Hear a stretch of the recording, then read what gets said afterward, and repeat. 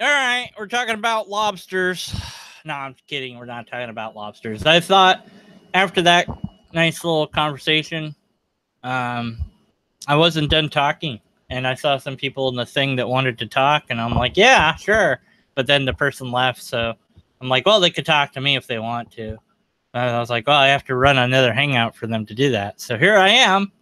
I'm here. If you want to come and you want to interact with me, here's what you're going to have to do. You're going to have to either Twitter me and be like, hey, Deconverted Man, what's the link?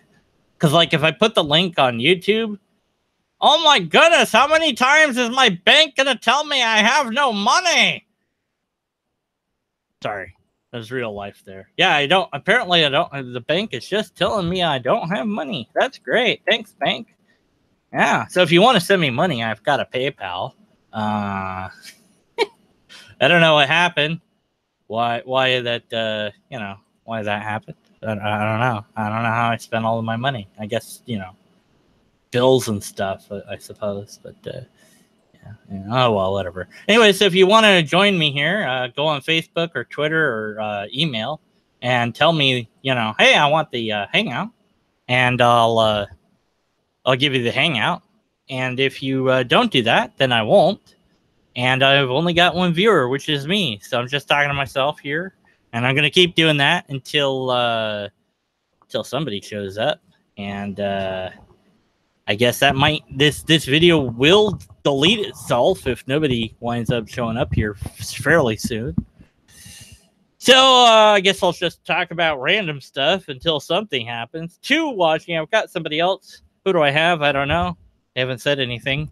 Please talk to me. Please get in here. I've got two viewers. Please get in here. You know what? Maybe I should just put the hangout link in the chat.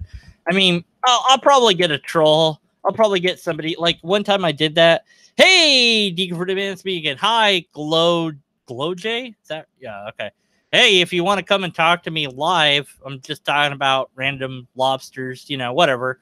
Lobsters my go-to when I don't know what to say. Like I'll just say lobsters. It's a thing that I did way back in my channel. It became a thing that I do. So if you wanna chat live with me, hit me up on any of the things that I put in the description. And I'm monitoring all of them now, carefully watching them for people to do that. So yeah, and I said that. So let's talk about this sparkling water I'm drinking.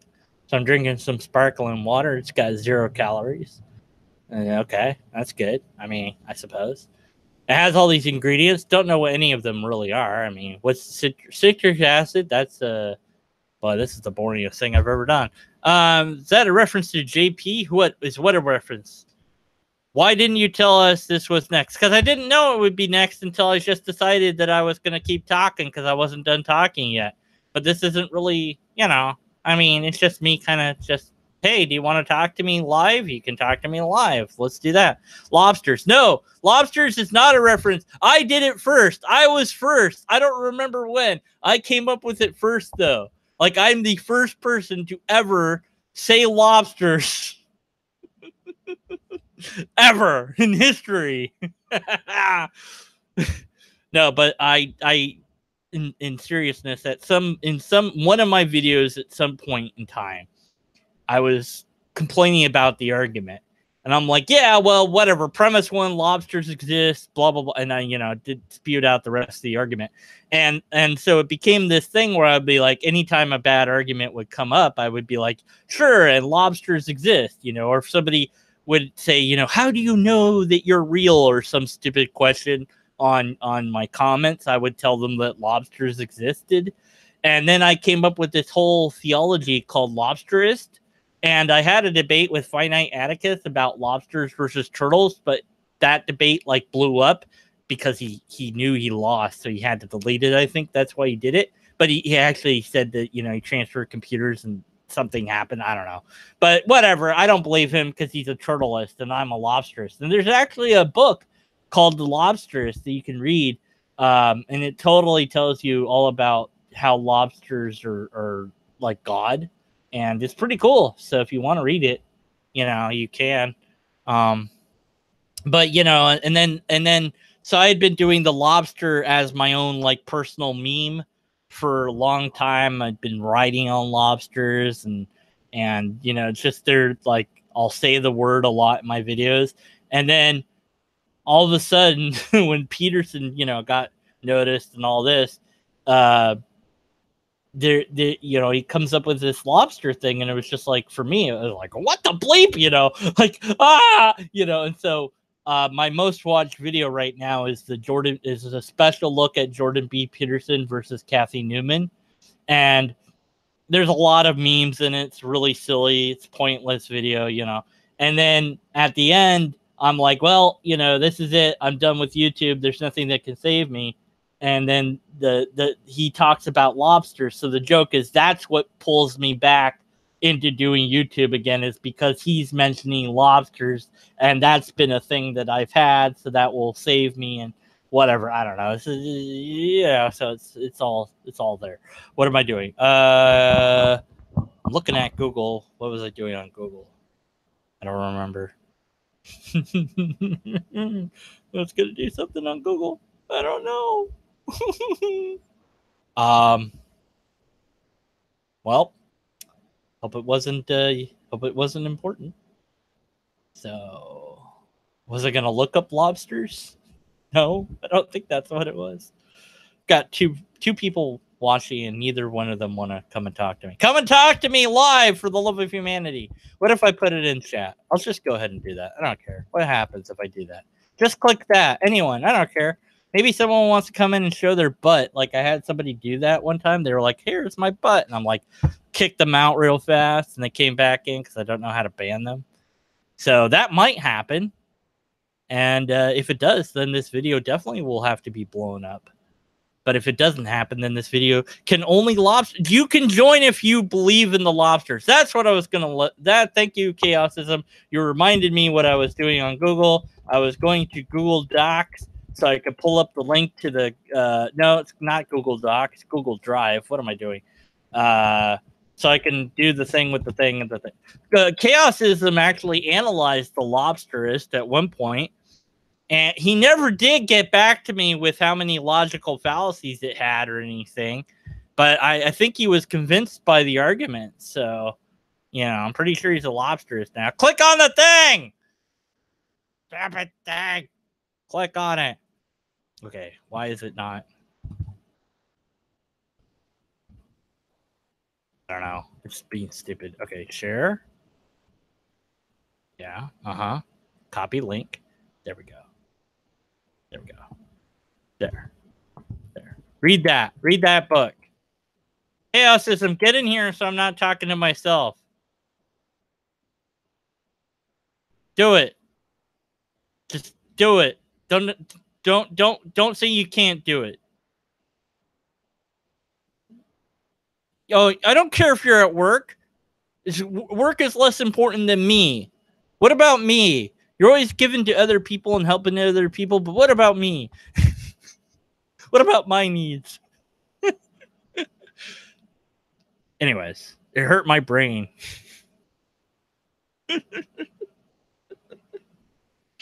What hurt your brain? Oh, the lobster thing hurt your brain. Yeah. I missed Time Cube. Time Cube was great. It's like you have to look at it like it's an archived webpage now because the webpage is down. I want somebody to put it back up so that it's live again, because that was a great webpage to read. Well, I came across an atheist that was doing a live accosting video, whatever. Crazy atheist. See, this thing goes on when people don't allow God, Christ to regulate them. What? Huh? What does that mean? I don't know what you're talking about. I think that people, no matter what they believe or don't believe, people can be crazy or not crazy or be jerks or be nice. And I don't think that the belief may or may not influence that. I've known plenty of people that call themselves Christians that were complete jerks. So, acoustic video? Cousting women. What are you talking about? I don't understand, Glow J. I don't understand at all. So don't accusing, like I mean, yeah, there could be a crazy atheist. I mean, it happens. What's the argument? What argument are they presenting, and is it valid or not? I mean, um, maybe they're not doing an argument. That's possible too. That's what this who I don't. What do you? Huh? I don't know. I don't know. And so we didn't. I don't know. Maybe lack of God's guidance leads to acousting. I don't even know how to say that word. How do I say the word I can't say it. Acousting. A cow. Moo. I'm a cow. There you go. I give up. I need speech therapy. I think that I've come to that determination in my life. I need to get speech therapy because I can't say words, and it's really annoying. Anyways, that was a good talk. But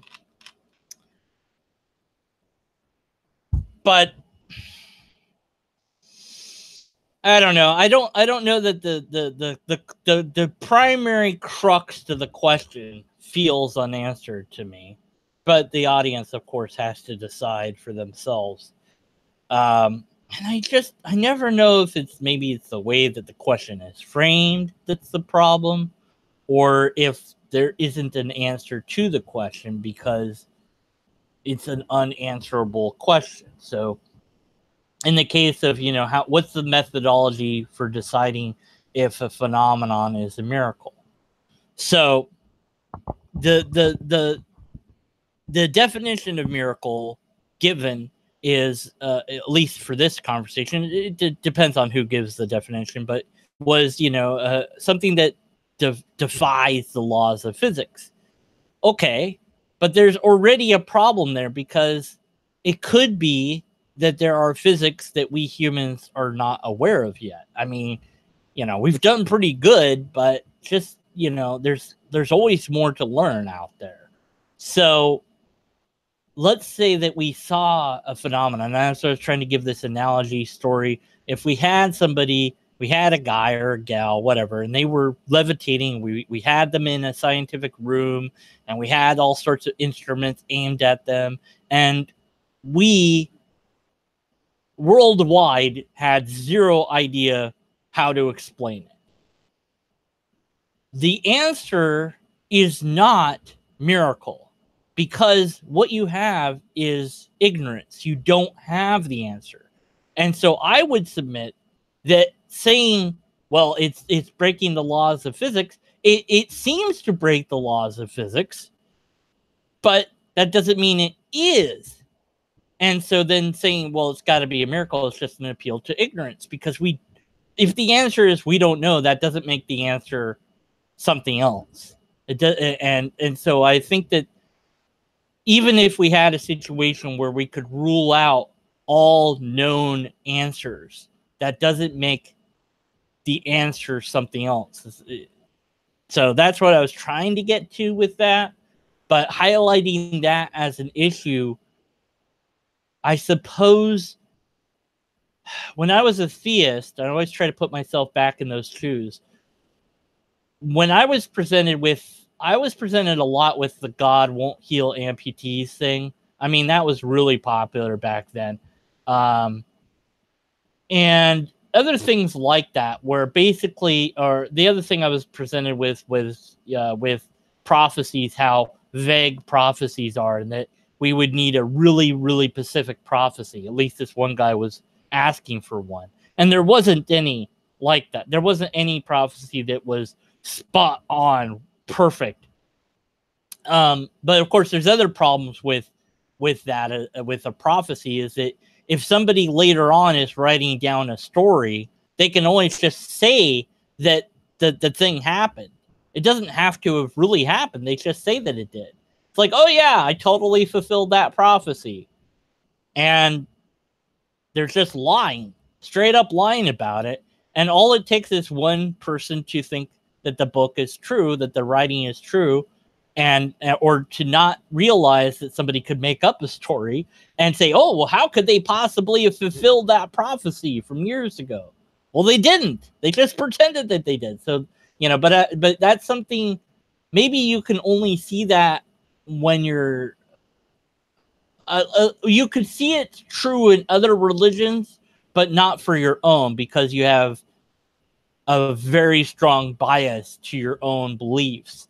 So, I don't want to say that you can't be a skeptic in you can't be a skeptic in whole if you're a believer in any given religion, but you can be a skeptic in part, except when it comes to your own beliefs.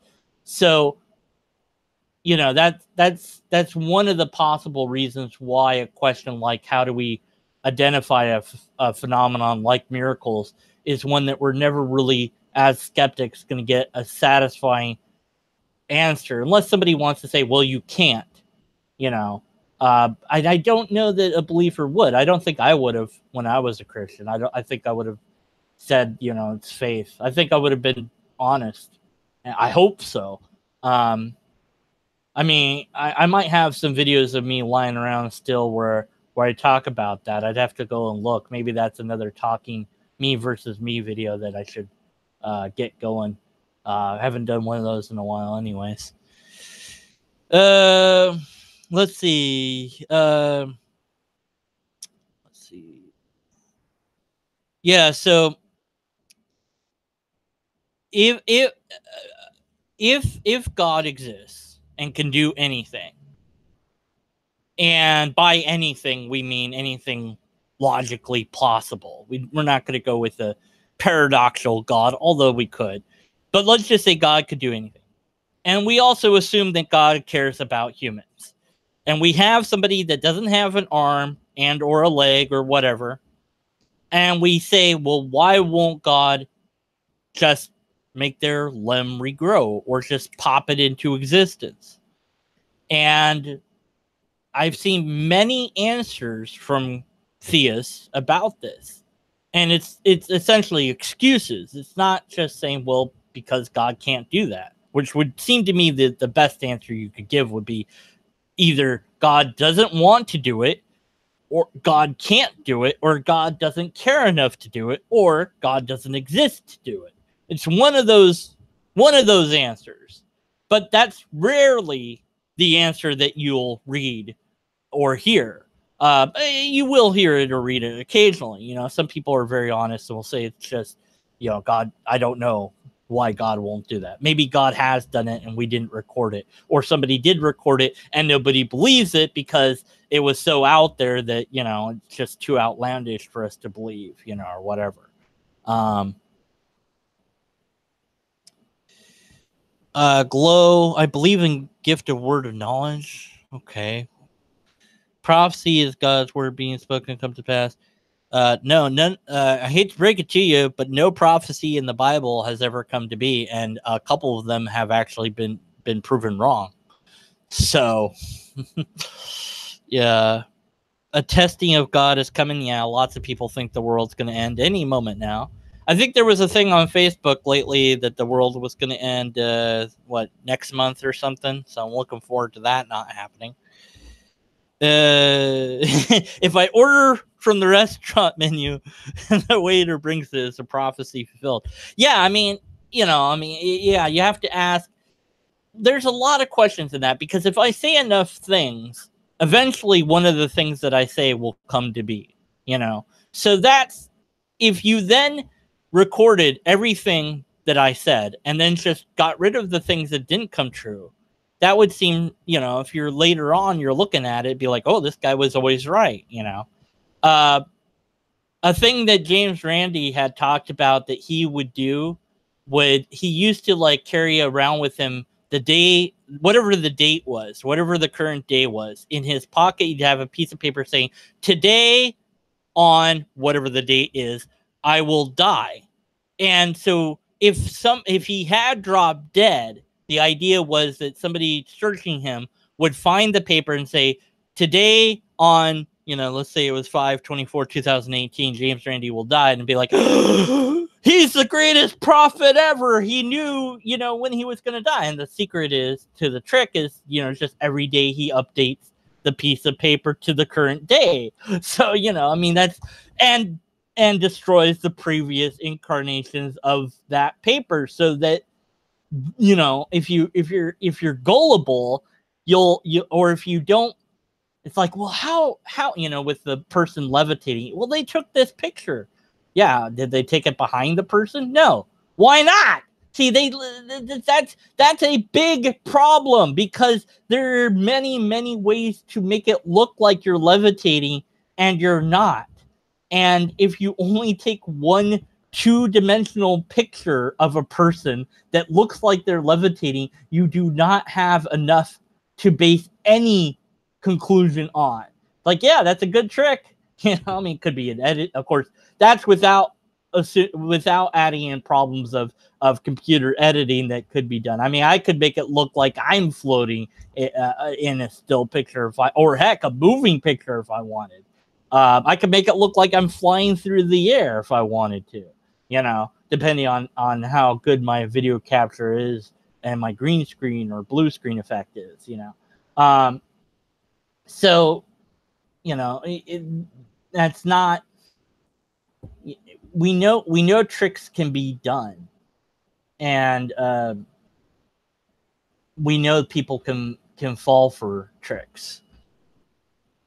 There's a Snuffy in here. Get in here, Snuffy. Then I'll have somebody to talk about. No, the Old Testament never spoke about Christ. So, sorry. It's not in there. Good luck finding it, though. But the other thing is, of course, here's the problem with that. Let's just say that it did. Let's say there will be a person named Jesus Christ born. Okay. So you're a Jew, and you don't, maybe you're not a Jew, but you're aware of this prophecy, and you want your kid to be famous. So you name them Jesus Christ. Wow, amazing. Prophecy fulfilled. I mean, it's not that, you know, it's not very impressive, because you can make it come true. So, thank you, Theophobe. Get in here and talk to me, so I'm not talking to myself here. I know your house. Get in here. No, he doesn't. Glow. Isaiah doesn't tell of Christ. Sorry. I mean, you want to quote the whole verse you think that you have, you can, but I'm going to keep shutting you down on that. There are no fulfilled prophecies. And even if there was, the question you should ask yourself is, what is to prevent somebody from rewriting the Old Testament and just changing what it says?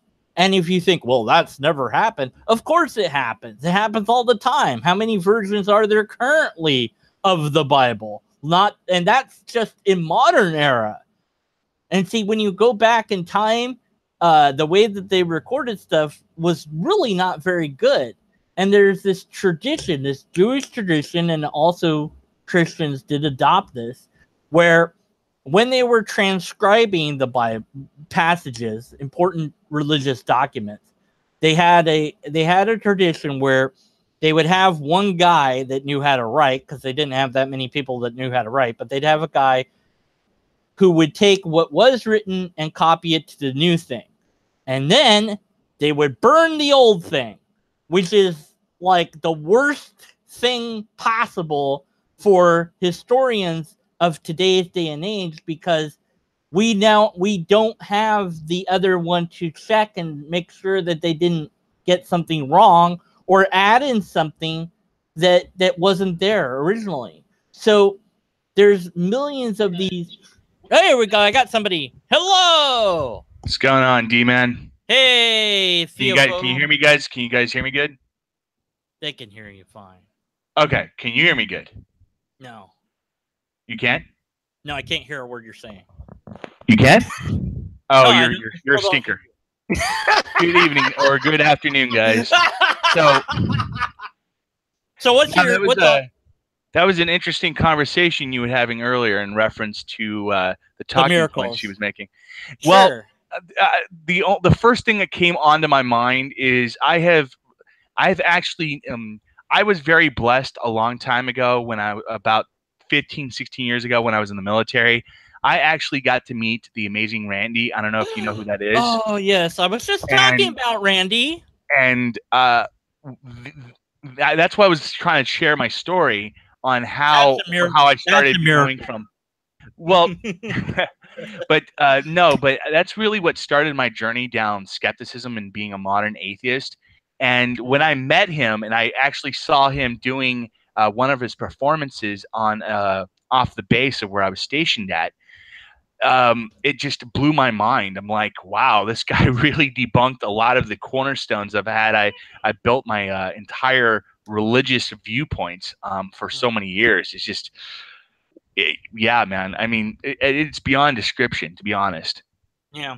Did he do the thing where I've seen him do this, where he comes up on stage and he's talking and whatever, and he'll say, well, you've already made several assumptions. Do you think that I'm wearing glasses? And he'll take them off and they don't have any lenses in them, and I'm not talking into a microphone, it's actually just a razor and all this. And well, the environment that we were at, it was in a small little classroom setting that he was having, and there was around, I would say, 125 to 150 people. This is based in Oklahoma. There was a university in Oklahoma there that we went to because one of my friends is going through a science class or whatever, and I guess the amazing Randy was doing a presentation at that university at the time, and it was just like I said, it wasn't. Have you ever seen those videos with Jordan Peterson where he's doing those presentations in his classroom? You have those seats that go up, and then he has like the screen in the back. It was kind of like one of those settings. Yeah.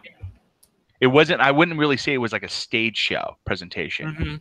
So I saw one where he was talking to a bunch of students and he handed out the horoscopes. Yeah, and he said very similar to that. Yeah, all of these are been, slotted to you. There, and like how many think that they agree? And they all thought they agreed, and it's like, well, it wasn't. I just, this isn't made by an astrologer, and they're all the same. So all of them were the same. And what I remember about that slice of that particular documentary is one of the people was so pissed at him. You could see it in his face. He was angry at Randy. He's like, yeah, but you're just doing it from your skeptical thing. You want people to believe in skepticism. And I was like, well, wow, yeah. What my biggest problem with the whole concept of miracles, the one thing that really hit me home in regards to the earlier conversation I was listening to was on the concept of spiritualism. When she asked that question, can an atheist be spiritual? The context of spirituality is such broad definitions. It's ridiculous. I mean, you can have a spiritual event if you're like being patriotic. If you're standing saluting the flag, showing your patriotism towards your country, some people could describe that as a spiritualistic event. Doesn't mean that it's by the religious standpoints of that definition, but the same thing could be said by the definition of miracle. Now, we all know that miracle is defined as, some type of supernatural event that's not based on any material or anything based on scientific fact. But, I could say the sun's going to not blow up tomorrow. That's a miracle. You get what I'm saying? Yeah. My biggest issue with the concepts of spirituality and certain words used by modern day theists is the context and how they base it upon how prior people used it. So, the whole concept of miracles that occurred 2,000 years ago, if they have any type of, evidence in regards to these events, if they did happen, did not, that's not a different debate for a different subject, is a lot of these miracles could clearly be explained today by scientific methods. And that is one of the biggest misconceptions I see a lot of theists make in reference to the subject of miracles. Well, one question would be, let's say that if we had a person that had been killed in some horrific way in modern day, and we knew that they went to the morgue, and we knew that everyone declared them dead, and they were in the freezer, we knew that. And then in a couple of days, all of a sudden, there's a bang on the door, and the person kicks it open and comes out.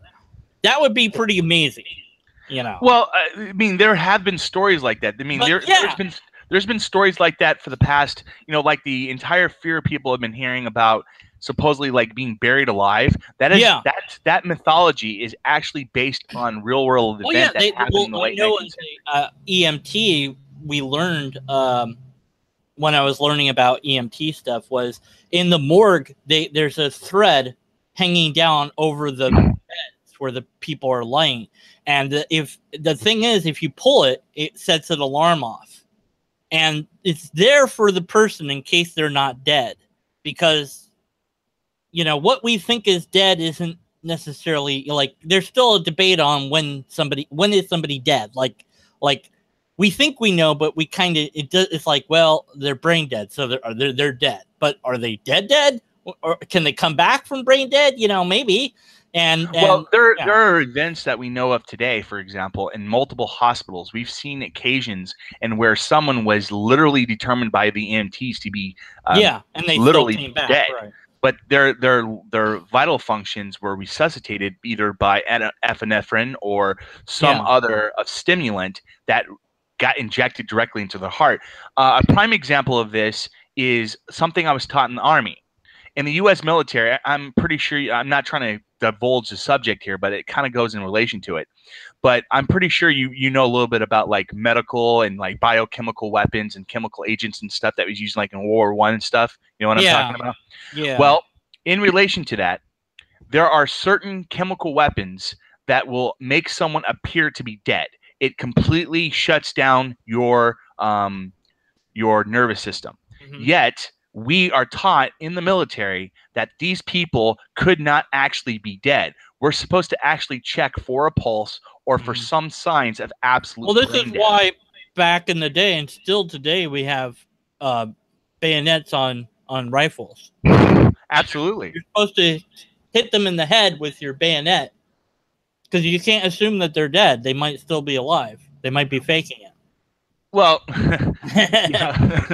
but yeah, with this though, when it comes to like chemical agents, when you're in a wartime environment, we were taught in training that you have to make sure a person is actually a victim of this chemical attack if you're experiencing that type of event, and if you aren't for sure, we were actually taught to actually use our injectors on these victims if we had no 100% proof that they were physically and mentally dead, because you never know. You never know, right? But and like I remember reading this when people used to be beheaded, there was a practice where when the head had been just cut off, they would get a billows and they'd shove it in the throat and they'd billow, and they were able to say like one last word. I mean, there was a scientist back in the late 19th century in France that basically asked the convicted condemned to blink his eyes a certain amount of times to really determine how long someone is conscious when they become beheaded. So absolutely, you're 100% on par on that, bro. Yeah. So if you can, and so hypothetically, if you reattach the head somehow, maybe they could survive. I doubt it, but I mean, it's if it's possible. And so let's just say that we had definite proof of somebody surviving something that doesn't seem survivable after a long period of time. And then to say, well, we couldn't explain this, so it must be a miracle. That's still, to me, it's an appeal to ignorance, because we have to show that the thing is a thing. Like if my door opens and I say, well, it's a ghost. Well, I don't have an example of a ghost. So until I have an example of a ghost, I can't say it's a ghost, Well, you remember the conversation we had last time from that one gentleman, Schneider or whatever his name was, and how I was asking him to define what he meant. See, that's the biggest problem I have in reference to the subject is how do you define a miracle? People of all sorts and stages could honestly state what a miracle is. Well, this definition was anything purely at a supernatural basis. No, it was anything that defies the laws of physics. Yeah, that was the exact definition given, and she might have said a little bit more than that, but and so I'm But I unfortunately came into the conversation roughly, I think about, you were already 30, 40 minutes in until I watched it until the end. So I didn't get the entire context. The frustration there was, what the question of what the methodology would be. So, I'm no scientist, so I don't know how much we know of physics, but I would think, well, there's always a possibility, no matter how slim, that there could be a feature of the universe that we don't know about. Well, that is the entire concept of science. See, that's my biggest. That's one reason why I'm such a person that has an inherent fear of religion, because religion claims to have the answer to everything. Their answer to everything is God. Who created the universe? God. Who created this? God. But in regards to secular humanism, and especially in the concepts of science, scientists do not make the claim of having absolute nothing knowledge on anything. We have scientific theory and the basis of evidence to back up our claims, but at any time in the future, like for example, the concept of evolution could easily be it can be undone with evidence, right? Well, I wouldn't say undone. Well, yeah, but I would say more like revised. Right, revised, however you want to put it. But yeah, and that's the thing. It's like, that's what I was trying to get at with what's the methodology, because I was hoping that there'd be some admittance to either that it's faith or that there is none, or something like that. It didn't happen, didn't materialize, but that's what I was chasing after. Not to trap them by any means, but just to try. I'm a firm believer, my friend, that when you define as entrapping someone, if you're trying to entrap them to do an ad hominem attack, absolutely not. I completely agree with you. But if you're trapping them in regards to cornering them in regards to their talking points, I don't find. Well, that I definitely was doing, because when they defined small miracle, they said a small miracle. I don't know if you were there for that. Unfortunately, I think that was in the beginning of the conversation. Okay, so a small miracle was, how did they put it, a highly improbable event. Okay. And then they said, okay, I pray, and I'll flip over my Bible, and it will land somewhere, and then I'll blog about it. And so what? That's not, I was trying to figure out why that's improbable. It's landed on this one passage more than once. I'm like, okay.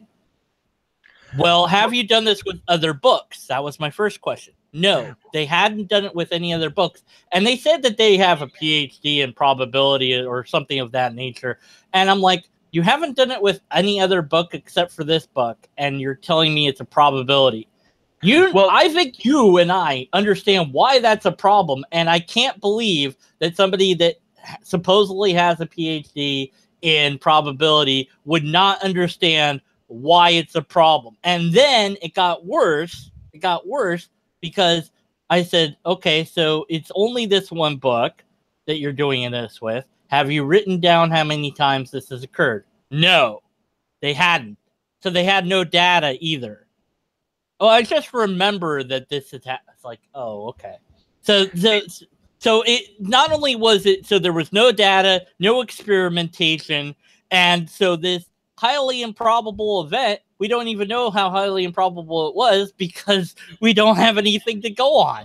Well, see, my biggest issue when it comes to the conversation of miracles is, see, I look at things on more, not only on a factual basis, but I also look at in regards to just humanity as a whole.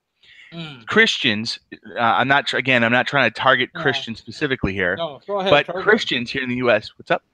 No, go ahead. Yeah. Okay. But Christians in the U.S. base a lot of undeniable or unbelievable circumstances based on this substantial belief in God, in their faith and religion. But the big problem is you have to ask yourself a very question if you're trying to be fair. What about the millions upon millions of Muslims that have the exact same experiences? What about the Hindus that go through the exact same thing, and they basically use their pronunciations of their faith as these miracles, as the explanation? I mean, therein lies the major fallacy in regards to that talking point. If you say that, this miracle is done strictly because of your religion, how does that explain the other religions that make the exact same claim? Well, usually what will happen is they'll go post shift and say, well, the fact that miracles happen proves that there is a God. It's like, oh, it's like, it's kind of like you've missed the point. Kind of like, I don't know. But what is your thought? Because I had said this, and I don't know. I have my own ethics, and you have your own. So my idea of a just punishment for somebody, although I don't think it should, I still don't think it should be done. But if we're going to punish somebody, and we could do it in this way, that we would make them feel and experience whatever it was that they inflicted on others. So, well, there was an episode of The Outer Limits that actually attacked that premise. Yeah, The Outer Limits is a sci-fi show, but there was an episode of The Outer Limits from the 1990s that actually was based on that very concept. This guy invented a machine that made the perpetrator experience the pain and the event of the victim, and made him go through it and as a form of their punishment. right. But the most important question you have to ask yourself in regards to the concepts of hell is very simple. This comes back to my own past growing up in a Christian cult known as Jehovah's Witnesses. Growing as a Jehovah's Witness, the one thing I absolutely agreed with them when it comes to the concepts is the JWs don't believe in hell in the fundamental sense that most modern day Christians do. And their concepts of it are absolutely dead on. Here's why. If a God is supposed see, you have to make these arguments or these critiques based on their own ideology, so hopefully they understand of where you're coming from. But when it comes to Christian theology, the whole concept of hellfire and brimstone is that God is supposed to be a God of justice and love, but we were made in God's image. If God decided to create an eternal place of fire and torment based on the book of Revelation, on what it's described as fire and brimstone, Yeah. If he's such a God of love and justice, but we were made in his image, how can we as humans think torture, eternal punishment is completely evil? We don't torture people today. Yeah. We as humans know torture is an evil thing to do. Punishing someone for pain is torture. And that's what I was trying to get at, that, because I mean, I don't know what, other people's ethics or morals are. I only know my own. And for me, I'd say, look, if we're going to punish somebody, I would only punish them as much as they however much pain they inflicted. That's what they would get. But I wouldn't, because there's nothing gained from punishing that person. See, there for me is the empathy that even if they're just, whatever they did that's just vile and horrible, etc., hurting them doesn't do anything for me. It doesn't. And it can't. Go ahead, bro. Yeah, I'm sorry, because the thing, when we throw somebody in jail, we go, okay, that, justice has been served. What? How? What did you get out? What do you get out of the person not being free? What do you get out of seeing them behind bars? Why does that benefit you personally? And it's this, I want them to hurt. I want them to suffer. I want them to be in pain. I want them to not be free. I want them to die. I want them to hurt forever. And it's like, so you want them to feel bad, but that doesn't make you feel better. And I would say, and if it does, well, then, Well, see, to me, the biggest problem with the concepts of hellfire and brimstone and all that good jazz is it's a very, very, very basic concept, okay? Yeah. Like I said, we all know that torture and punishment is wrong. And you also have to ask hopefully. yourself well, hopefully, you're right, because there are some psychopaths out there. But the other important question you have to ask yourself isn't the concepts of knowing right and wrong. Well, actually, rephrase that. I completely lost my train of thought for a second here. Okay, now I got it. So the problem I have with hell is the teachings of the Bible clearly state that God created us with free will. That is the entire premonition of the words of the Bible, that God gave us free will and the choice to either to love him or not to love him. So if God is all-knowing, all-powerful, all-have-you, why would he give people free will if he wanted us to serve it? It doesn't. It's so illogical. It makes no sense. You can give, like, let's say that I said to you, I said, look, I invite you into my house, say, I say, okay, you can do anything you want, but I don't want you to touch this knife. Well, why don't I just put the knife somewhere where you can't bleep and touch it? Absolutely. Or make it so that it's really hard to get at, like behind a piece of glass or something. But ultimately, I could, let's say that I had a way to control your mind, for example, and I said, okay, I'm gonna tighten this little screw here on your head, and that made it so that you're unable to touch the knife. You can do anything else you want, but you can literally not do that thing because I made it so that you couldn't do that thing. You still have free will, but you just don't have the ability to do that one thing I didn't want you to do.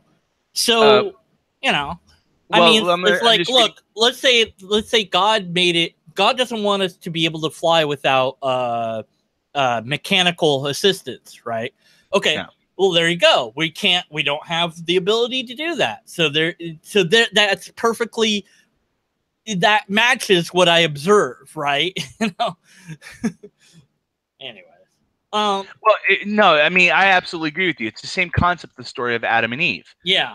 If God gave Adam and Eve free will, why exactly would you put people in a Garden of Eden so they could be tempted by the tree of life? Yeah, or what? Yeah, it makes no sense. Real quick, I want to read this comment from whether you're going to actually obey me, because it's about obedience. It's not.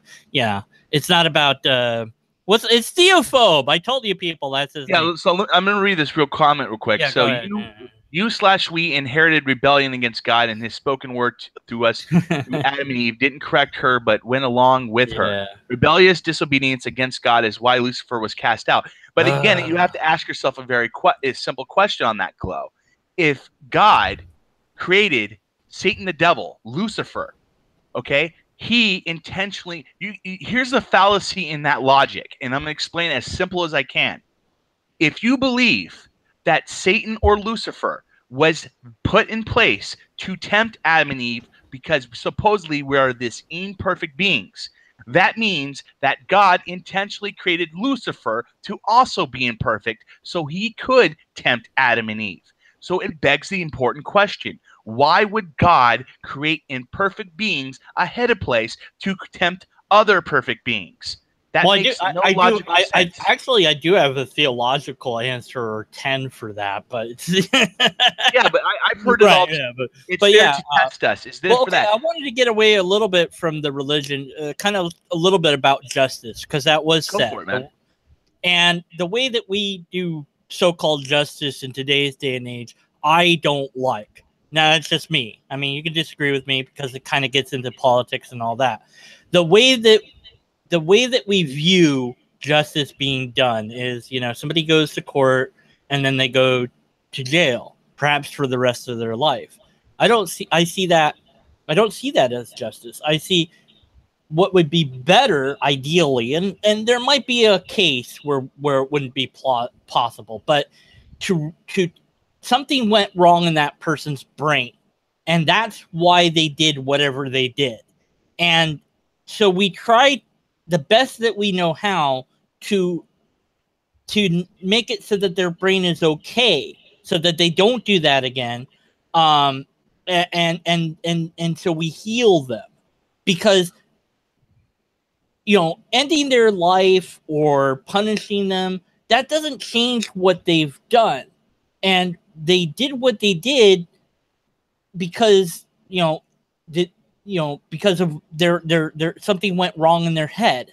Usually, sometimes it's not. I mean, it depends what it is, obviously. But what I've seen is, like, I look at other places that do punishment, and there's this one where the jails look like 5-star hotels, and they're talking about the ones in Norway and Norway. I know and exactly. It's like they cost less, they have fewer incarceration rates, and they have like I think it was 1% repeater, so it's like basically Do you want to nobody. know why? Do you want to know what? I can answer your question very simply, and you can look this up yourself. Again, you know me; I always look up this information. I'm like a walking dictionary. But The we could, reason it's because of that is because here in the United States, we've built an entire industry based on no, we private make money. prisons. We make money off of it, but that's not to the point. The point is that people still view throwing people away behind bars as quote justice end quote, and I'm like, why don't we Well, try to fix the person? Like, yeah, I agree. We don't want people to do bad stuff, but let's fix the person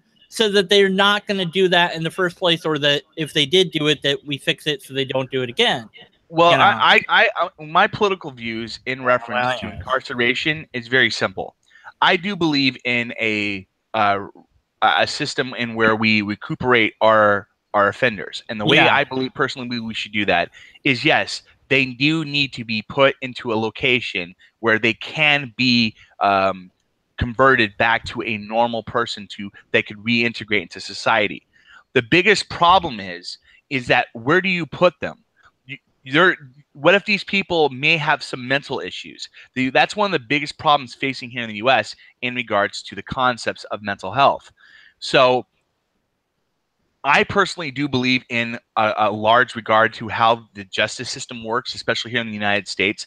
The biggest issue you have to ask is how do you fix and get the proper treatment to these individuals that truly need it? Science hasn't gone so far to clearly understand of how we can determine if someone has some psychological issues or some other preposition to violence or what have you. We haven't gone that far in understanding. Yeah. I mean, obviously, this is an idealistic vision that I have. I mean, we could apply it, I think, in part. Like, obviously, we couldn't do it. You know, we could. I mean, doing overhaul. You know, I mean, for us, just talking, obviously, that's not gonna. You know, we can't do anything. If we lived in a society like Star Trek or in some I mean, environment, absolutely. To me, incarceration.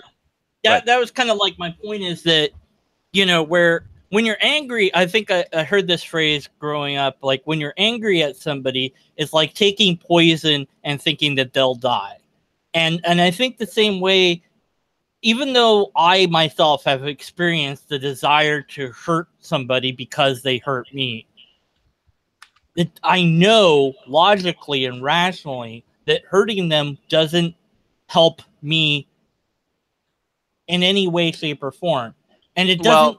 Okay, so I agree with you to about 99.9%, but there is one causality that you have to forget, and that's endorphins.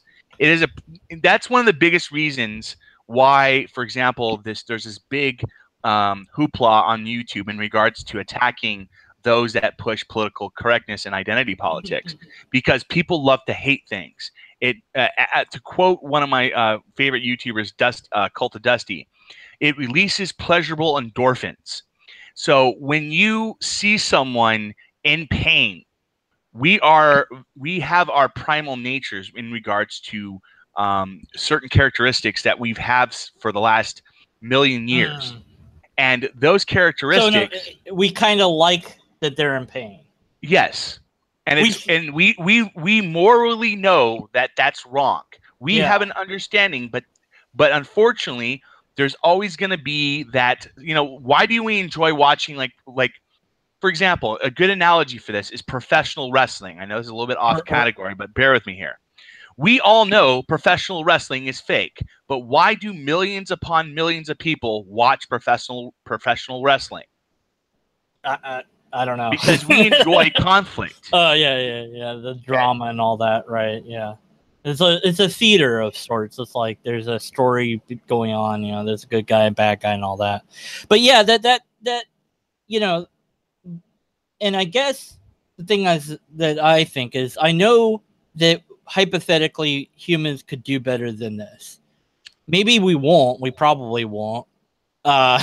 Here's a question for you, D-Man. I'm just curious. Are you a humanist? I don't know. Okay, let me describe to you what a secular humanist is, and then you can tell me if this attains to your characteristics or not. If it doesn't, what have you. But being a secular humanist is someone who wants to live in a non-religious society, not to destroy religion, but this humanist part is a person that believes in the greater progress of society as a whole, all of humanity, not the one specific group, and basically and in regards to rejecting supernatural beliefs and using all basis of human knowledge to push morality, what have you, on the basis of scientific fact and evidence. Would you describe yourself as that? I think I agree with most of that, except maybe like the religion part, because like So I are don't. you an anti-theist? No, not strictly speaking, because I think that, well, I guess it would be possible to voluntarily build a society that was all non-religious. Like they could still believe in God and be non-religious, and we wouldn't know because they wouldn't tell anybody. But I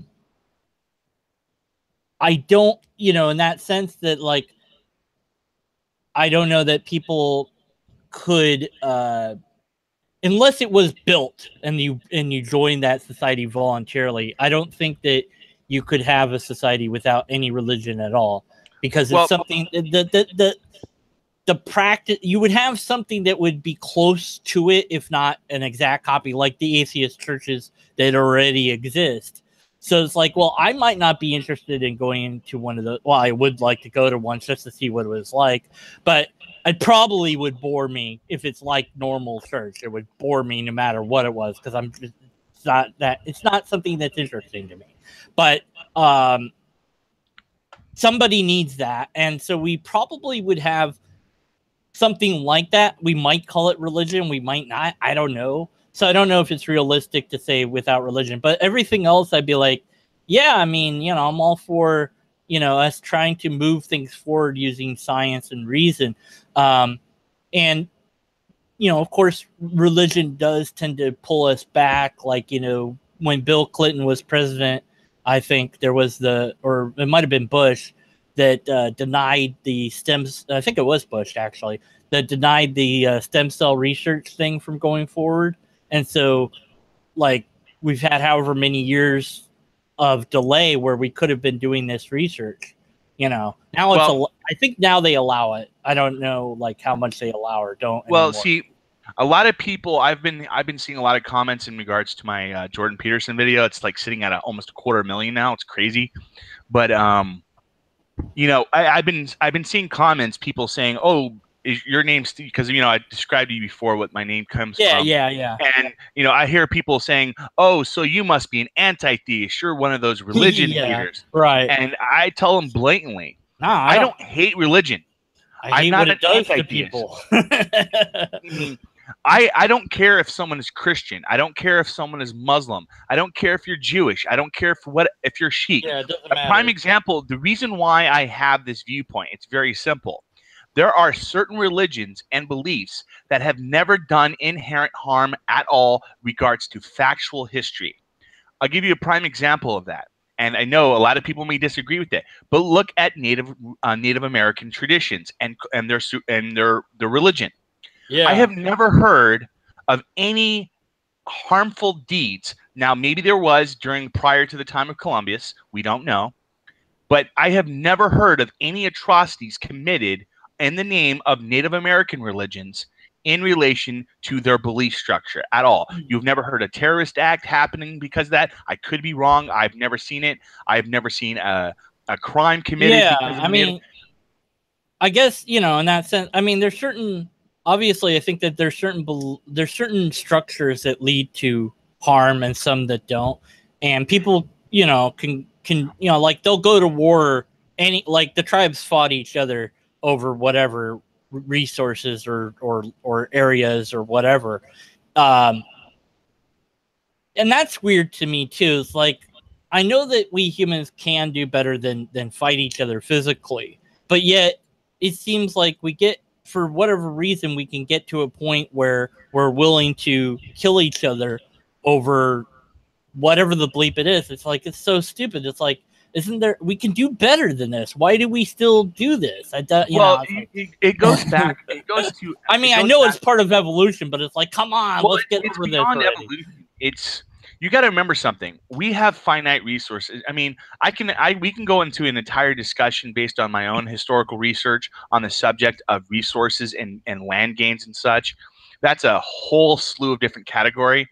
But to give you just a basic synopsis, humans tend to long for what they don't have. It's an innate prejudice we have within ourselves. Yeah. Psychologists have been studying this concept since fruit. I want to ask you on the other side of that spectrum because the guy Notch, the dude that made Minecraft. Yeah. Yeah, he's got all this money now, and he was quoted as, like, somebody interviewed him. He's like, "I've got everything I could ever want, and now I don't know what to do." Real quick, I want to just say this: some account just said the Native Americans, in the name of their religion, have committed horrible atrocities. I'm going to be very blunt here, and I'm going to say this with all due respect: you're a liar. Sorry, you're a blatant liar. Give me a source. You give me a source that confirms the atrocities Native Americans did based on your belief, and until you do, I'm going to call you a blatant liar to try to push your religious definition. That's no. Look. Some account is not religious or whatever. I would say that it's a lie is deliberate deception. It just might think that it's true and be mistaken in that. It's not true at all. Well, that is one of the most mischaracterizations. I don't know either way, but let's try to attack the argument and not each other. So he might be very wrong in his statement, and right now we don't have proof one way or the other whether there is. Actually, I'm gonna pull this up now because I have to. But please continue. I'm gonna find out because we're all I mean, I think. Except for Glowjay, everybody here is a skeptic or an atheist. So, but we're not all on the same side. I think that's something too. Yeah, that's a thing. I don't know. That's a thing. Wow. Okay, according to Stuffy, this article, why are you not in here talking to me? So, real quick, according to this article I read here. There was a tribe roughly about the early 1600s between the Wendat tribe and the Mohawk tribe that literally fought for 100 years in regards to resources. They both had similar traditions. This is one article. Had nothing to do with their belief structures because they had similar religion. Yeah. Well, again, all that would have to be done is to show one example of any native tribe doing anything in the name of their religion, but let's stick to arguments and not. I'm not trying to do ad hominem here. Well, man. But, I just don't. One of the biggest. I know, but I'm just saying. Like, look, the fallacy that I coined, fractal error. I call it outright lie, and it doesn't mean the person's actually lying. It just means it's not true. But that's different than saying, "Oh, well, you're a liar," because that implies that they know that they're. I have no problem if I make a statement. I'm going to be. Hey, there's Snuffy. But I'm going to make a statement here. If I make a statement and someone can clearly pinpoint that I'm a liar, I have no qualms at all. Someone calling me a liar to my face. Yeah, but I'm human. I make mistakes, and to me, I don't take offense because I respect anyone that teaches me something. Well, maybe your way of looking at liar is different than mine. Then that might be the case. Anyway, so let's say hi to Snuffy. Greetings, Snuffy. Hi there. That's a great point. I find that to be one of the biggest differences that I see between people that are skeptics and people that are religious.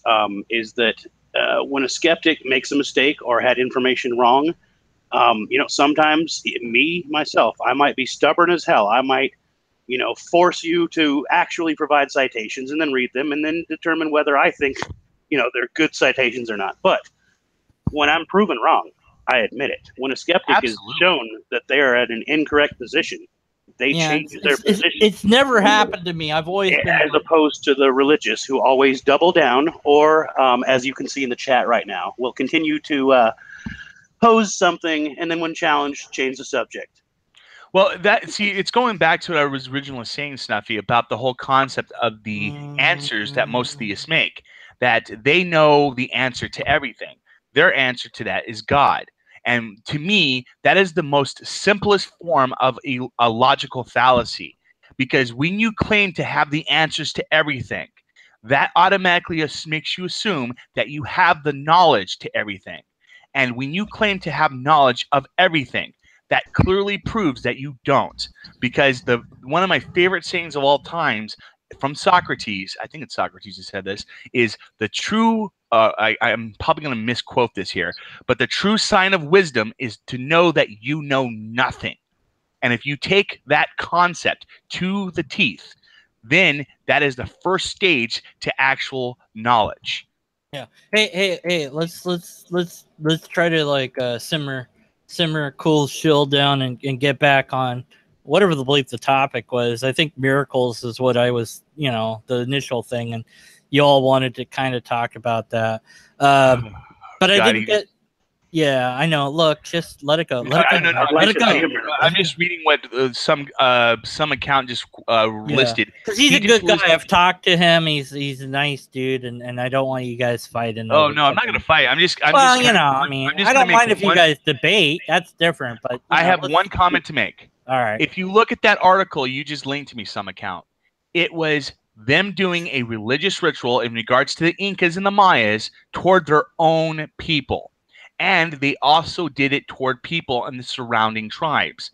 But at no time did, like the Mayas and the Incas, they weren't too physically apart from one another. They were like within 300 to 400 miles. Did they actually go to war with like the Incas and the Mayas did not actually go to war in regards to try to get sacrificial people for their religious rituals? Well, okay. So it's a small quibble, and it's not really. I mean, it's not relatable. I agree with you. Yeah, I mean, well, anything's debatable, but it's not. Let's not make a mountain out of a molehill. I agree. Anyways, so because some account I like him, I think you would like him when you talk to him. I don't know why he's not in here. He's probably, I don't know, smoking weed or something. I don't know what he's doing. Oh, yeah, that's okay. Let me comment on that. I had this weird thread of comments on a video that just, sometimes you just don't know what to do anymore. This guy, I'm going to read what he said because it's just, you can't make this stuff. Well, I guess you can make this stuff up. Can I just say one more thing real quick? No. And this is not a debate. This is not a debate. Some account. I'm going to welcome you to my own channel. I'm welcome to any form of discussion in reference to the subject. I think it would be a very great discussion. No arguments. I apologize earlier in regards to my reaction. But if you'd like to have a further discussion in reference to this, I would welcome you on my next live stream to have this discussion, and we can go into detail in reference to that subject if you would like. I'm more than welcome to open that for that. There you go. All right, cool. So we did that. So moving on. We're never going to talk about that again. Well, I am later on. Yeah, that will be later on in this conversation. We're like, hey, remember the thing I said? Exactly. So this guy's like, the true real question: are atheists just smarter than Christians? Nope. It sounds to me like God is fake because I have never seen him, and you can't trust anyone else. ... I also heard atheism allows you freedom to have sex and smoke weed, smiley face. Why are those things bad? The Bible is just an old book written by less evolved men, probably who took acid or something, XD. Atheism is true. I don't care who you are. Well, I don't think atheists are smarter than anybody who has a belief structure. But on my average, like according to surveys, on average, atheists have a higher level of education. That doesn't mean smarter, and it has nothing to do with atheism. That's the cart before the horse right there. It's a matter of when you do have a higher education and you actually understand how science works, then things like young Earth creationism are obviously not true. It has nothing to do with intelligence, and it's not that atheists are more intelligent. It's that if you are better educated, then you're not going to believe in some of these things that are demonstrably not true. Yeah, if you've ever seen the creationist road trip thing, that you can find it on YouTube. I've seen it. Yeah, it's great. I love it. I love because you can watch cognitive dissonance in action. But one of the guys is like a Christian, and he's like, "What the bleeper is wrong with you people?" Like, he's just like, internally you can see him face palming and wanting to just like. He doesn't even know what to do with these. It's like throttle them or something. I have a few friends who are Christians, and even one of my, not girlfriend, but a female friend of mine who is a Mormon, and even she just laughs alongside me watching some of these YouTube videos. Yeah, I mean, atheist, theist, whatever. We can be stupid, and there's things that I'm an idiot about and don't know anything about. Like I just said to somebody, I was like, yeah, there's like 1,000 fallacies. I don't know why my brain decided that it was 1,000. It's not that many. It's not even really 500, even though there's a book that says like 500 fallacies, because they're kind of subgroup of major fallacies. But I guess you could divide it down further into more. But I was like, I don't know where I'm coming up with this. I just said it. It sounded good in my head, In regards to intelligence, you have to look at like I said, I'm a goofy guy, but I'm very factual when it comes to my talking points. I'm like one of those uber nerds that looks up everything I can in regards to a subject. But recently, like Sargon of Akkad, I know you guys have heard of him before. Probably some people are like him. Yeah. But like, for example, one of the things of why I personally have a complete disdain for Sargon of Akkad is he blatantly made the statement in one of his live streams that gypsies have the lowest IQ of people in the world. Now, you have to understand something. You cannot make such a broad claim in regards to a individual or ethnic group just on the premise of one study. Scientific theory is on the basis of multiple studies that are concluded over decades, if not hundreds of years. The reason we have the concepts of gravity is people have been studying the concepts and the theory of gravity for nearly 100 years now. The very principles of this science even date back to Newtonian physics. Right. But what my problem is this. That's why you see me make a lot of videos on my channel when it comes to talking against people that push identity politics. And that's one of the reasons why I have such an animosity toward that form of politics. Christians, for example, are the #1 people that push identity politics in relation to their main talking points. One of the reasons why I have qualms with Jordan Peterson. Jordan Peterson, to me, is a hypocrite. Just for the sole factor. Yeah. Absolutely. Well, he's a hypocrite for me. He contradicts himself depending on what his audience is. Well, it's not even that for me. See, my problem is as simple as this. He mischaracterized Bill C-16 from Canada in regards to transactivism. Now, whatever people may have in regards to their views in regards to that subject, it's whatever for me, okay? I have my own personal views, and I'm open to discussions. But my big problem is I don't like hypocrites.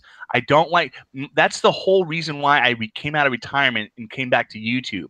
I got sick and tired of watching content from people mischaracterizing actual factual data. If I see a video like my earlier live stream today, if I saw like some guy was making this video trying to debunk Matt Dillahunty and trying to say that this study proves him wrong, this study, yet he did not even read the studies himself. He didn't even go into the studies and see that it says this data is inconclusive or this data is incomplete. This study states this, yet this study, which it's based on, is yet incomplete.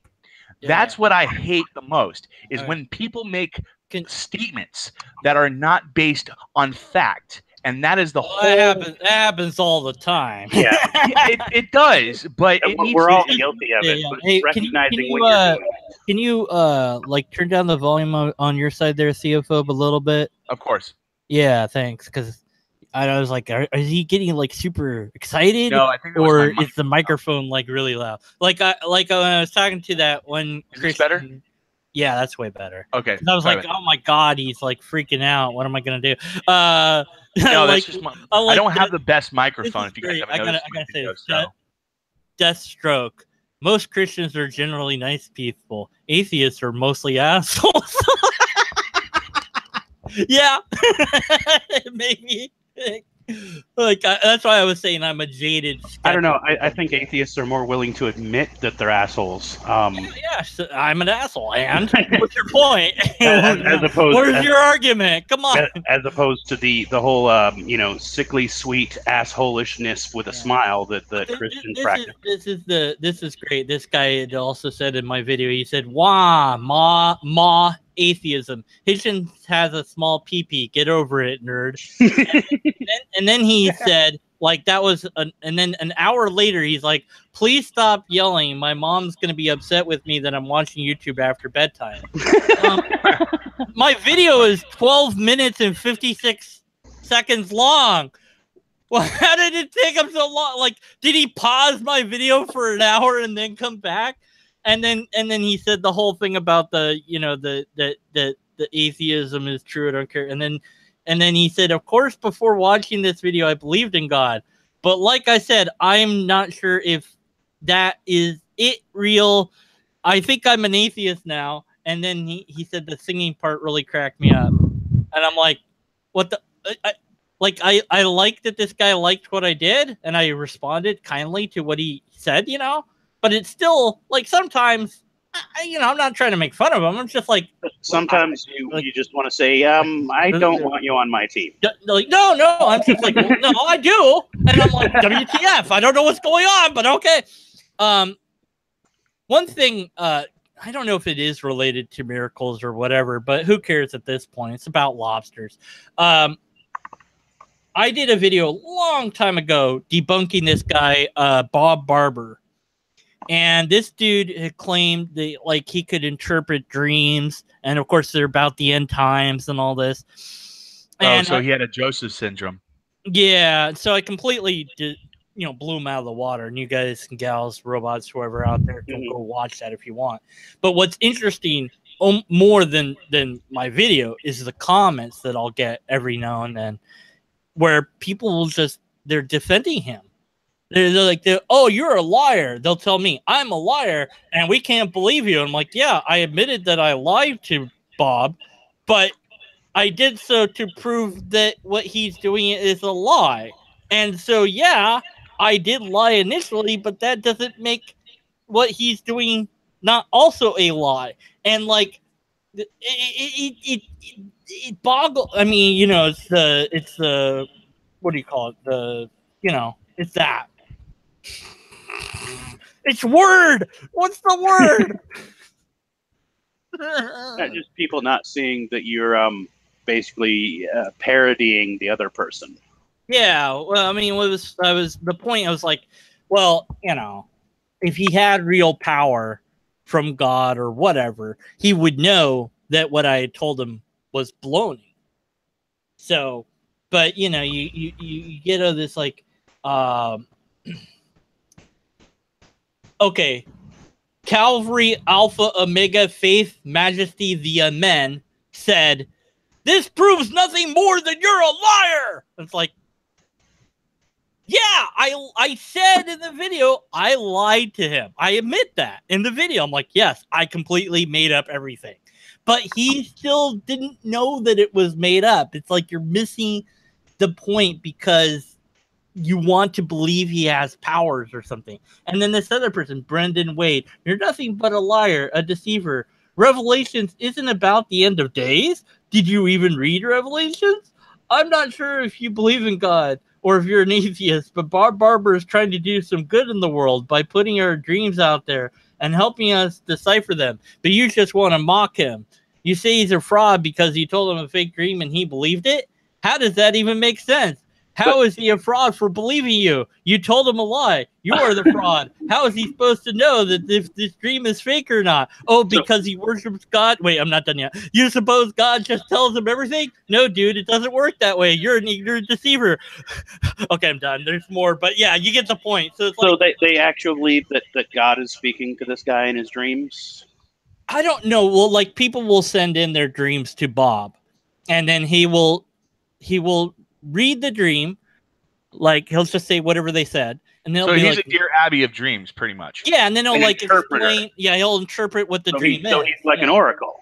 Yeah, and it's like, okay, the Revelations isn't about end of days. Okay, and that was brought up somewhere in the chat too. I think the guy left.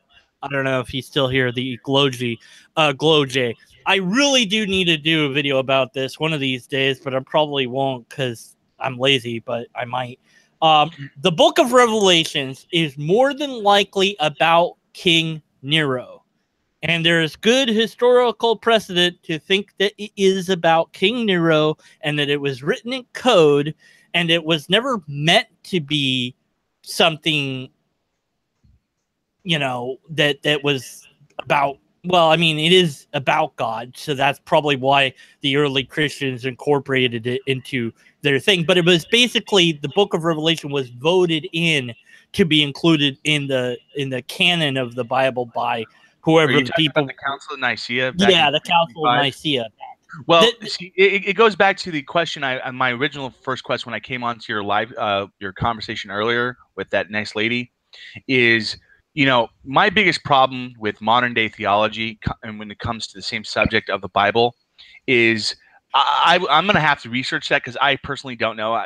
I believe you that King Nero could be a parable toward the Revelation. But my biggest issue with modern day theology in regards to Christian scripture, the Quran, what have you, is how they take these lessons that are taught in these holy books in regards to different concepts of slavery, treatment of women, how to treat slaves properly, how to do this properly, where all these concepts would be completely unacceptable based on Western culture, even in a lot of Eastern cultures. And to me, that's one of the biggest problems I have with modern day religion is they like to cherry pick the information of the Bible. I have a little bit of respect. I know this is going to sound very hypocritical, but I have some respect toward the fundamentalist Christians that are the creationists, because they at least interpret the Bible to its actual almost word, even if from an outside view, I know it's a fallacy, but from an outside view, they would be the quote unquote true Christians because that's what the book actually freaking says. Exactly. Well, the funny thing about that is I was thinking about it where the Bible tells you how to identify a Christian. Like it says, they'll do this, that, and the other, right? It tells you.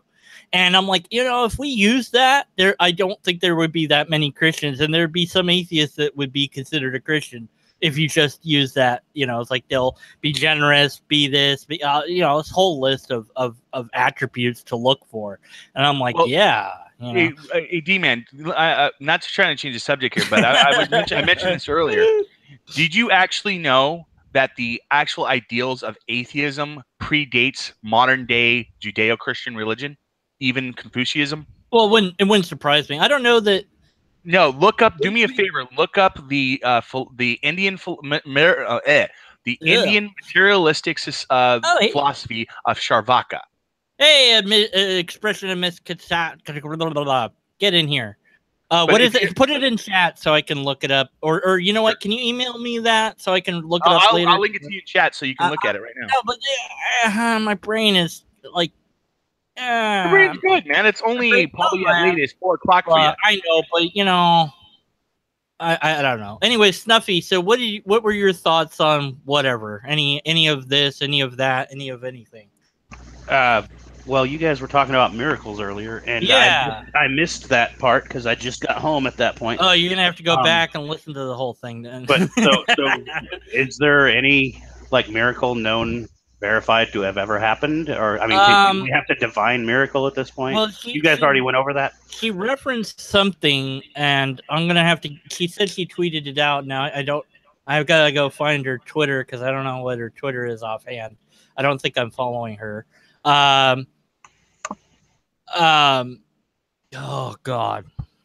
Oh, there's some piece of cloth that has an image of The Shroud Mary. of Turin. The Shroud of Turin? No. No, It okay. has like the image of Mary on it, and like they can't destroy the image or something like that, or whatever. I'm not sure exactly because she was kind of vague on it, and so I'm like, well, I'm pretty sure I could destroy the image with a flamethrower. I'm like, like how? What do you mean? There's so many questions that I have, and then sounds pretty vague. then of course the other thing is, let's say that I had a piece of fabric that had a picture on it that no matter what you did to the picture, it wouldn't hurt the picture. How do I then deduce that that means it's a miracle? And that was the question that I posed in many different ways. And from my jaded skeptic perspective, was not really what it wasn't answered, but not to my satisfaction. The answers sounded to me like excuses rather than answers. But Well, of course, you have to take it. You have to decide on your own, because I'm not. Well, see, when it comes to having a skeptical mind, like I said, I'm a factualist. So what I mean by that is in regards to someone making a claim that something is a miracle. I asked them very simply, can you characterize what you define as a miracle? And now if they are defining miracles as something based on the ideology of 2,000 years ago and what people deemed to be a miracle back then to modern day standards, I ask them a simple question. Is it possible that science could actually explain this supposed miracle? And you'll be surprised how many theists I have met that states that no, science can't describe it. But then they'll give me a slew of examples of how supposedly this person came from death or was cured from cancer or this happened. And I go and ask them another question. Okay, this person was cured from cancer. How do you know, based on empirical fact, that it wasn't the treatment that they were having in regards to their cancer? Well, that's kind of where we got to in the conversation, where I was saying, like, okay, you're going to say, well, if I walk on water or whatever, that's, and I'm like, well, but can I study that? Can I investigate that? Because it could be a trick for all I know. It's and so, that's why I was trying to get a quote, miracle quote that was in some sort of controlled environment. And then this fabric was brought up, but I still don't have a methodology that I know of that could get from we don't understand X to therefore it's a miracle without, of course, there's a logical fallacy. This what is the logical fallacy? Wow. Black and white? No. Appeal to ignorance. Because it's like, well, we don't know. It could be breaking the laws of physics, therefore it's a miracle. Well, it could be, but it might not. We don't know how it happened, therefore it's not. Yeah. That's the basic God of the gaps, bro. Yeah. Yeah. Well, that's I think. But the official fallacy is the argument from ignorance. And that is the biggest issue I have with modern day religion, is the God of the gaps.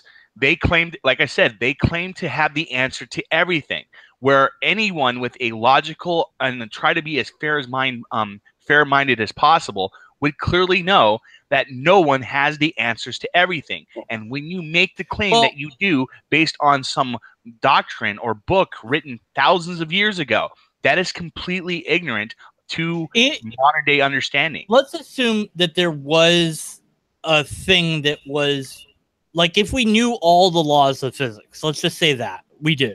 Let's just assume that ultimate knowledge was possible. Yeah, like let's say we're at the level of ultimate knowledge of all the stuff. And then we had phenomenon X that breaks every law that we know.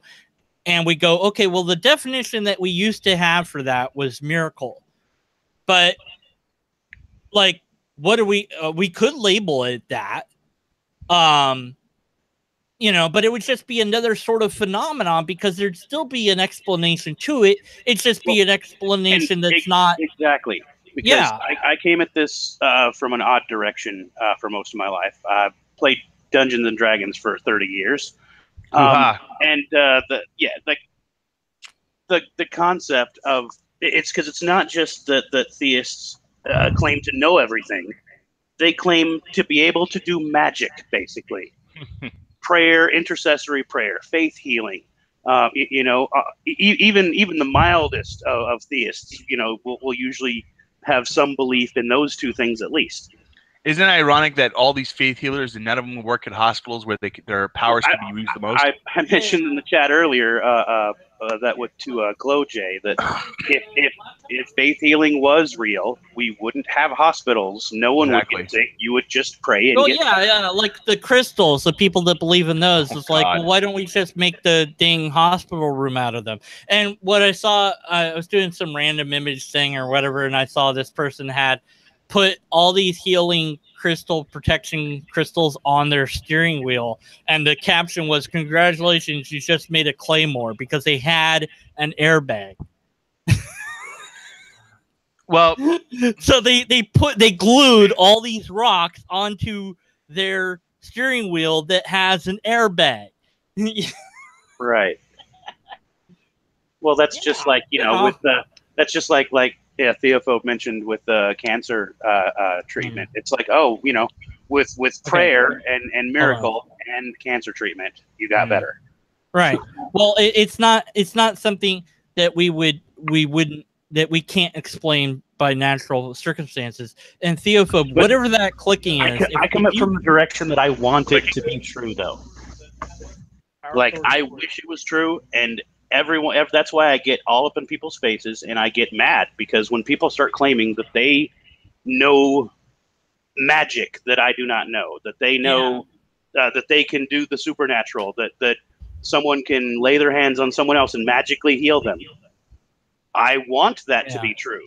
I wish it was. I do. Mad. I don't know if you guys were around or watched the hangout I had with the loud guy, as I call him, which is, forget what, a Christian Response is his avatar name. And I don't know if his mic was loud or he's just loud, but at any rate, he's like, the way to find God is to pray really sincerely, blah, blah, blah. And I'm like, fine, my prayer is that God will heal every kid of all diseases right this very moment. And then right now, praying for right God now. to reveal himself. That's 100%. I cannot be more sincere about that. That is but if you make such a prayer, here's exactly what's going to happen. Nothing. They're going to do a logical fallacy. It's called moving the goalpost. Yeah. As soon as you do that prayer, they will automatically move the goalpost, saying, "Okay, well, you cannot pray to God that precisely. You can't say that because you're not sincere." He said I wasn't sincere, and I'm like, you don't know that. As though you don't want everyone in the world to be healed. That is the most. Look, it has to be these certain words. I'm like, no, why? If God wants me to believe in God, even if it is those certain words, I will say those certain words right along with them. Yeah, tell me what the actual incantation is. Tell me but it's a zero, and that was the other problem, is it's a zero-sum game, because if I say, Theophobe and Snuffy, I say, guys, look, you can live to 1,112. Sounds pretty good, right? All you have to do, why would I make this up? Because I don't get any money from this. All you have to do is tonight at midnight, you go outside in your underpants. They have to be underpants with hearts on them. You have to record yourself, by the way. You have to spin around counterclockwise 3 times and sing "I'm a little teapot, short and stout," and you know that song. You can look it up. Anyways, and that's it. You do that. You send me the video, and you will live to 1,112. Now, here's the problem. Let's say you do it, and I'd be amused by your videos, and I'd post them on YouTube, definitely. Well, either you're going to live to 1,112, or you're not. But if you don't live that long, you won't know, because you'll be dead. And by the time that we get to the age where we were like, oh, look, if somebody else happened to outlive one of you guys and heard my claim and saw that you did the claim, they're like, oh, he was a liar, they died, And it's like, it took, to wait that long to see that that's not, you know what I'm saying? That's not how we should go about proving something. So expect waiting your entire life for something to happen is not a reliable methodology to use, because it's like, well, I could believe that I'm going to live 1,112 all I want, and maybe I did the dance and everything, but that doesn't mean it's going to turn out. And it is a zero-sum game. And what I mean by that, I don't know if I'm using that word right, zero-sum game, probably not using it right at all. I don't care. I do care. I'm going to look it up later. is that either something happens or it doesn't. And so if something happens and it even seems remotely mystical or magical or weird, you might attribute it to the thing that you were looking for. So like, okay, if you look for the number 3, for example, you'll find it everywhere. If you just start thinking that the number 3 is important, you will find the number 3 like everywhere. It's like, oh, look, there. Yeah. Yes. You know, so if you look for a thing that we're going to call God, or you could call it anything. You look for Waldo. Eventually you will find Waldo. You're going to start seeing people in striped sweaters everywhere. Yeah, you're going to see. Yeah, and so, well, does that make Waldo real? Well, is Waldo real? Well, no, he's real in the sense that he was really drawn in a book, and people cosplay as Waldo, and maybe somebody named Waldo cosplays as Waldo, and maybe somebody named Waldo dresses like Waldo, but is he the Waldo that's in the book? No, it's I could go my whole life looking for Waldo, and then if I die, that's it, I'm dead, and I never found Waldo. So the person's like, well, you just didn't look hard enough. It's not a good methodology. There's a better methodology, and that's the realm of science and skepticism is no, I'm not going to believe your silly claim about singing I'm a Little Teapot because you didn't prove that it works. Show me the 1,112 person. Then at least I have something to go on, It doesn't work once. That's who's going to send me the video? I want it pisses me off so much about modern movies when they have someone doing something extraordinary and they like try with all their might and only like a little thing happens and they give up. My thing is nothing ever happens. If even the tiniest real like mystical thing ever happened, that's all it would take. But no. Prayer doesn't work. Magic isn't real. Well, laying on hands doesn't cure people, etc. That to me, one of the most common misconceptions a lot of theists make is in regards to what atheism actually is, and it's a common misconception that hopefully through my channel I can hopefully break. See, I'm a soft atheist. I don't know if you guys understand the difference. I'm pretty sure you guys know the difference. I do, but yeah. A hard atheist. We all know that. Yeah, I'm not a hard atheist. I don't care if someone is religious. I don't think you can be without bringing emotion into it. If you're going to be 100% logical and honest, you can't be a hard anything because you have to admit that even if it's 0.001% margin of error, you have to admit it. Well, there was a conversation. See, let me tell you a really true story here. So around 5 months ago, I still had an active Twitter account. I still do. Well, I do now, but I closed my Twitter account. But before that, there was a guy that I ran into. I'm not going to mention him by name because he was banned because he was a troll. But he ran like 5 different Twitter accounts to try to debunk people who are atheists online on Twitter. Pretty sad character. But anyways, what pretty much happened was me and my wife was having an exchange with him, and he basically stated that he was agnostic, not atheist, but he kept using religious talking points to push his agenda. There's a guy. Have you guys ever heard of T.L. Huxley? Do you guys know who I'm talking about? No. Okay. Well, one of the common misconceptions I hear a lot in regards to modern day religious folk is they don't understand the difference between agnosticism and atheism. And the reason why I'm mentioning this is in regards to the misconceptions a lot of people have in regards to hard atheists and soft atheists. A lot of Christians make the claim that atheists are all hard atheists, that we are all basically rejecting the concepts of belief based on the preposition, on the understanding that we are blatantly denying the existence of God. Being an atheist, realistic atheist, that means you are a agnostic atheist. And that is the common misconception a lot of people have in regards to the differences. Anyone could be agnostic. I would say 99% of people in society today is agnostic. I'm not sure about being I don't know about agnostic. 99%. Yeah, I don't know. Maybe not. I'm just kidding. I'm just throwing the number out there. to be honest. Meaningless statistics, you liar! You've got to prove it. No. Well, hey, remember that thing I that I disagree said with your we'll made-up never bring statistics. I up think again? my made-up I did statistics it. are better. I did the thing. No, but see, the problem is when it comes to agnosticism, agnosticism is on the basis of knowledge. Right. I am an agnostic because There's a I do knowledge not have. claim and a belief claim. What's that? There's a knowledge claim and a belief claim. Exactly. I don't have knowledge. See, there could be some entity out in the universe like Q from Star Trek from the Next Generation. Yeah. I don't know that. That's what makes me agnostic based on the knowledge I currently have in society today. But I'm also an atheist. I have my own personal disbelief in God.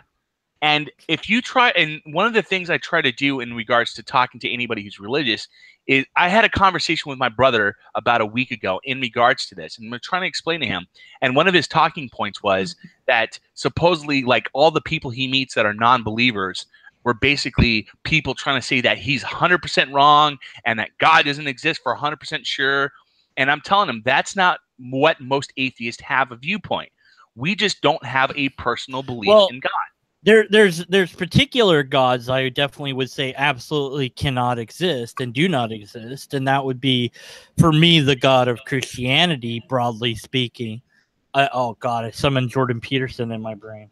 But you guys get the basic concept of what I'm getting at. But okay, so I mean, Snuffy, you have said, I believe, that you've tried this prayer for a long time and nothing ever happens. Anytime anyone ever tells me that all you have to do is pray, I ask them, to show me exactly what I need to do and to have God come into my heart or to whatever. And nothing ever changes. And it's not. And other people say, "Oh, you're hardened your heart or whatever." It's like, well, you know what? If I'm powerful enough to block out your deity. Come on. It's still a zero sum. Yeah. It's not. I gotta use different. Nothing's ever gonna come of it. Yeah, it's like even in it. Let's just say, even if let's say you prayed that and somebody happened to knock on the door with a Bible, that doesn't, it's like, well, is that a sign for Here's the thing, even then, I've even sat there and in my YouTube video, I even say. I'm in my backyard and I say, hey, God, if you exist, have someone in the neighborhood honk a horn. Yeah. And then, but if it happens, first of all, and why would I not want that to happen? Because first of all, that would be a first. I mean, I wouldn't immediately become a full-fledged believer, but that would mean that I had a successful test and needed to then move to the next step. Right. Yeah. Then you'd have okay, now let's do it again. But not only that. But that would make me the most popular fucking viral video on YouTube. Come on now. I would absolutely want something like that to happen. See, I think you're setting your standard's too low for me. I'm like, look, you gotta have a Japanese schoolgirl show up at my door that's single and wants to date me. Then I'll believe in God. Also, she has $1 million that she wants to share with me. Wait, I've got more. Wait, no. Now, see, we've had this discussion before. I've lowered the bar low enough for to ridiculous levels because even still, no one can. Let me ask this though, guys, because I don't know. I can never analyze my own self, and you didn't hear the whole thing, but what did you guys think of how I did or whatever? Did I? I think you approached it quite well, to be honest. There was a couple of things I would have hit on. That's one of the reasons why I wanted to hop in and say something.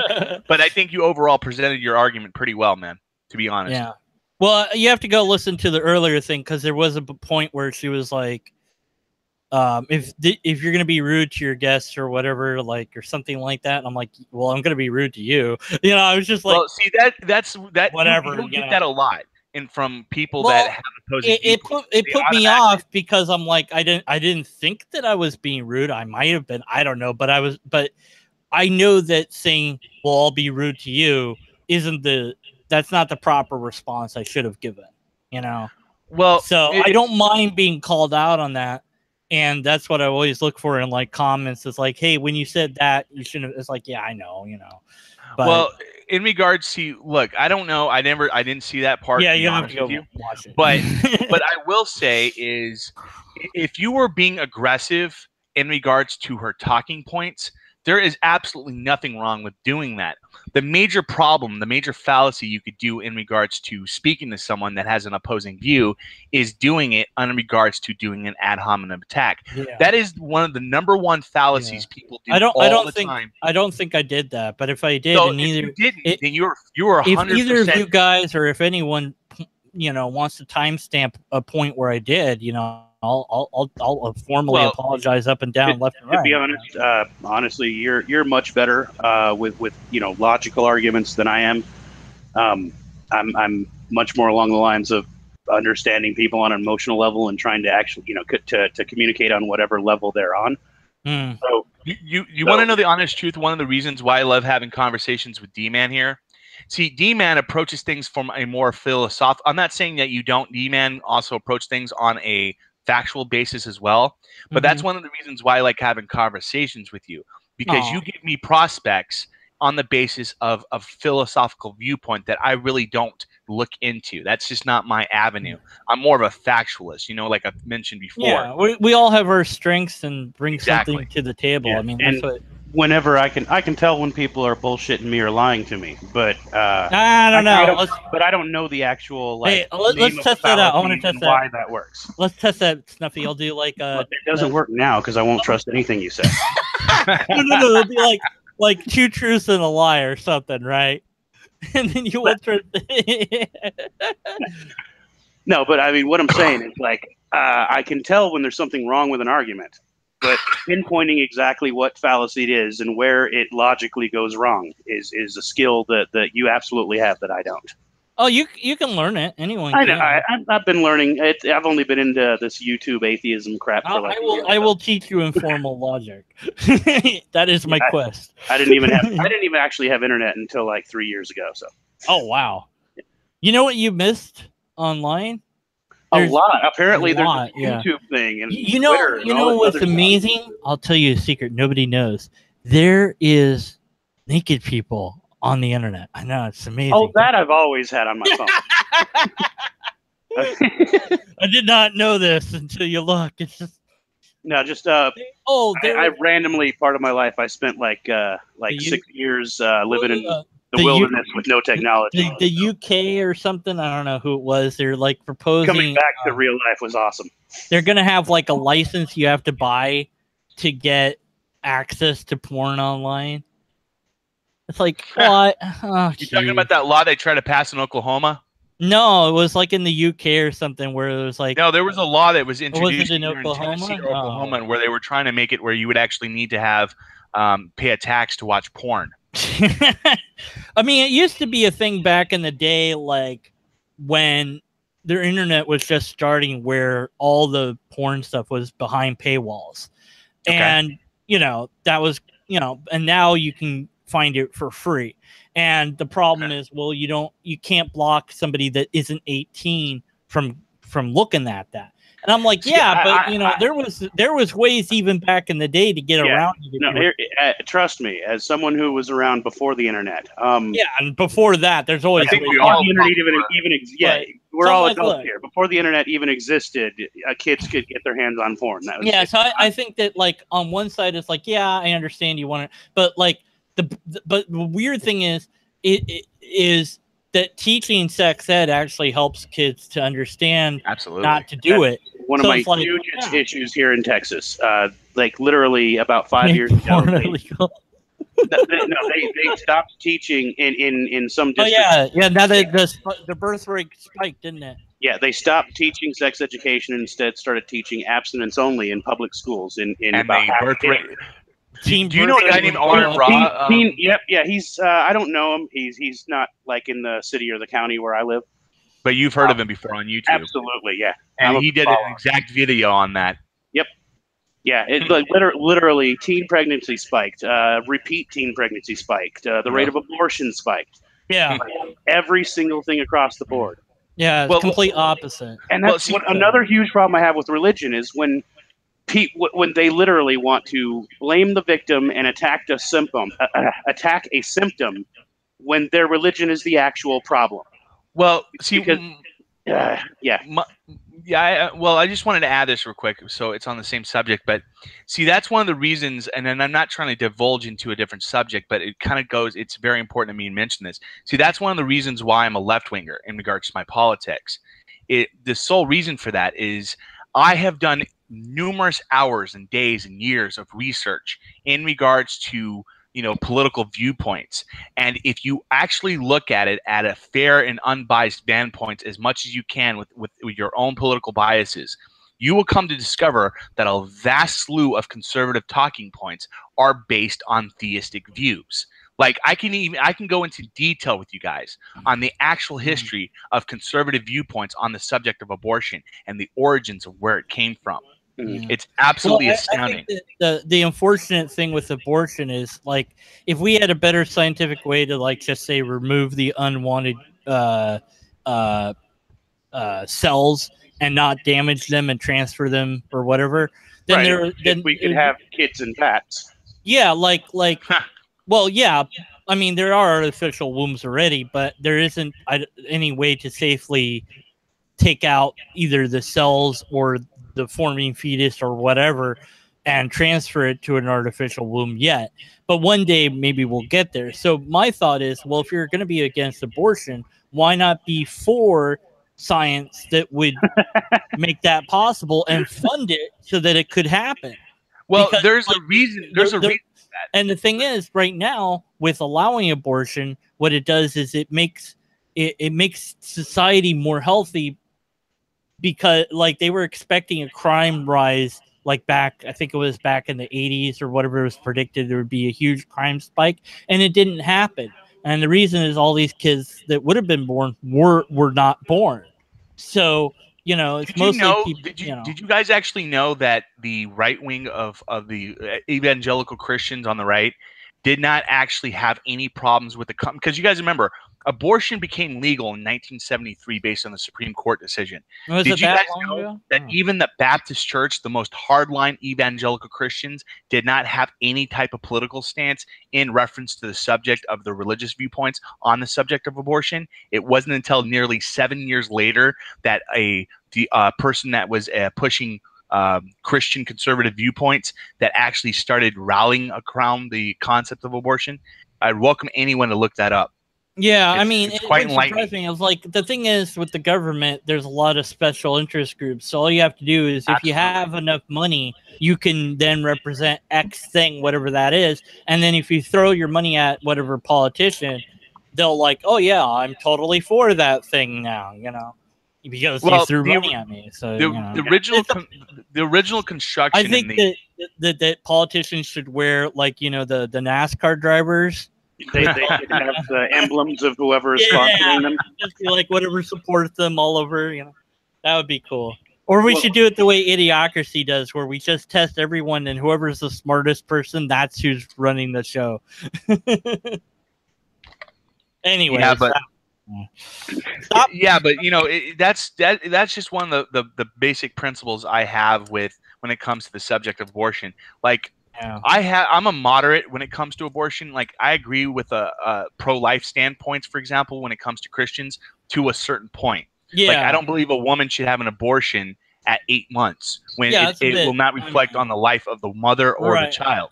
I mean, like, at that point, they're definitely thinking and feeling. So exactly. So yeah. I identify myself mostly as pro-life, but then I have to explain that because provisionally. Here my issue comes down entirely to bodily rights, 100%.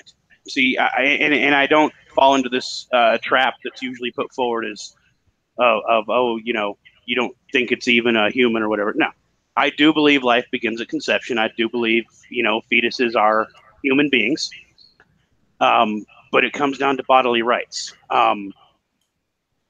If we force a woman to bear a child against her will, that's no different than forcing any random person to donate bone marrow to someone that needs it. While it might be, in my opinion, the right thing to do to donate bone marrow, We can't grab you off the street and take it out of your bone forcefully. But I would say, and that's why also one of the biggest hypocrisies. Every time I see anyone who is on the whole right-wing anti-abortion, my first question is, how often do you donate blood? Yeah, like if you're not willing to good point. put forward your I agree body with that because you're for other people's well-being, yeah. then how can you in any way demand that someone else give their body for someone? But could it or should it? Would you then think that or say that there shouldn't be a law that would require everybody to be an organ donor upon death? Because I would say that, like, well, you're dead, you're not going to use it, you don't care. Well, so if we made it like, there's a reason we respect people's wills. Exactly. But they're dead. At that point, it's not for them; it's for everyone else. If we don't respect you when you die, then none of us are going to expect any respect when we die.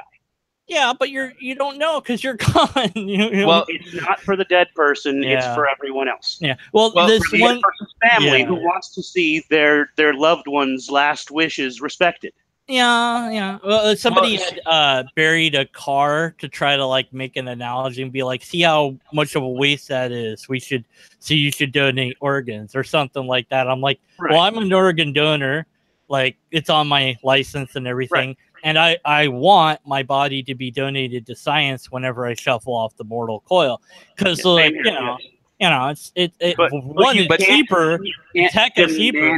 But, like, to force it upon people, like, in one way, like, to me, it's like, you're dead. Who cares? But in the other sense, like, for the family or whatever, it's like, well, what, because the wishes that they, when they were alive, ideally what we would want to do is try to get people to want to donate their body to science, not force them into it, Right. So that, well, in the principles of...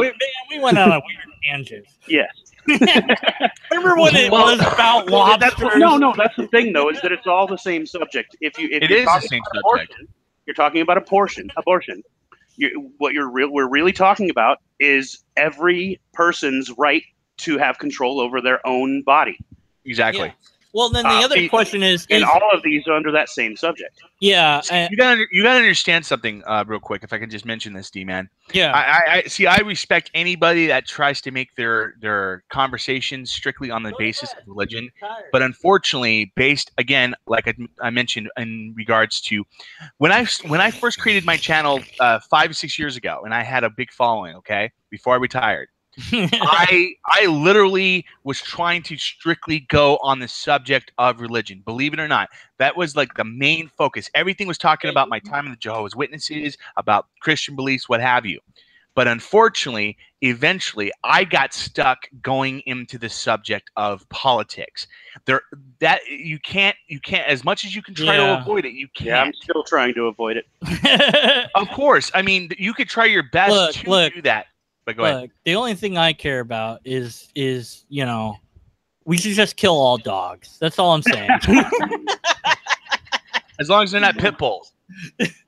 Oh, look, I'm afraid of dogs. Even little ones, doesn't matter. I have a phobia. So we can line up all the dogs and line up all the lobsters.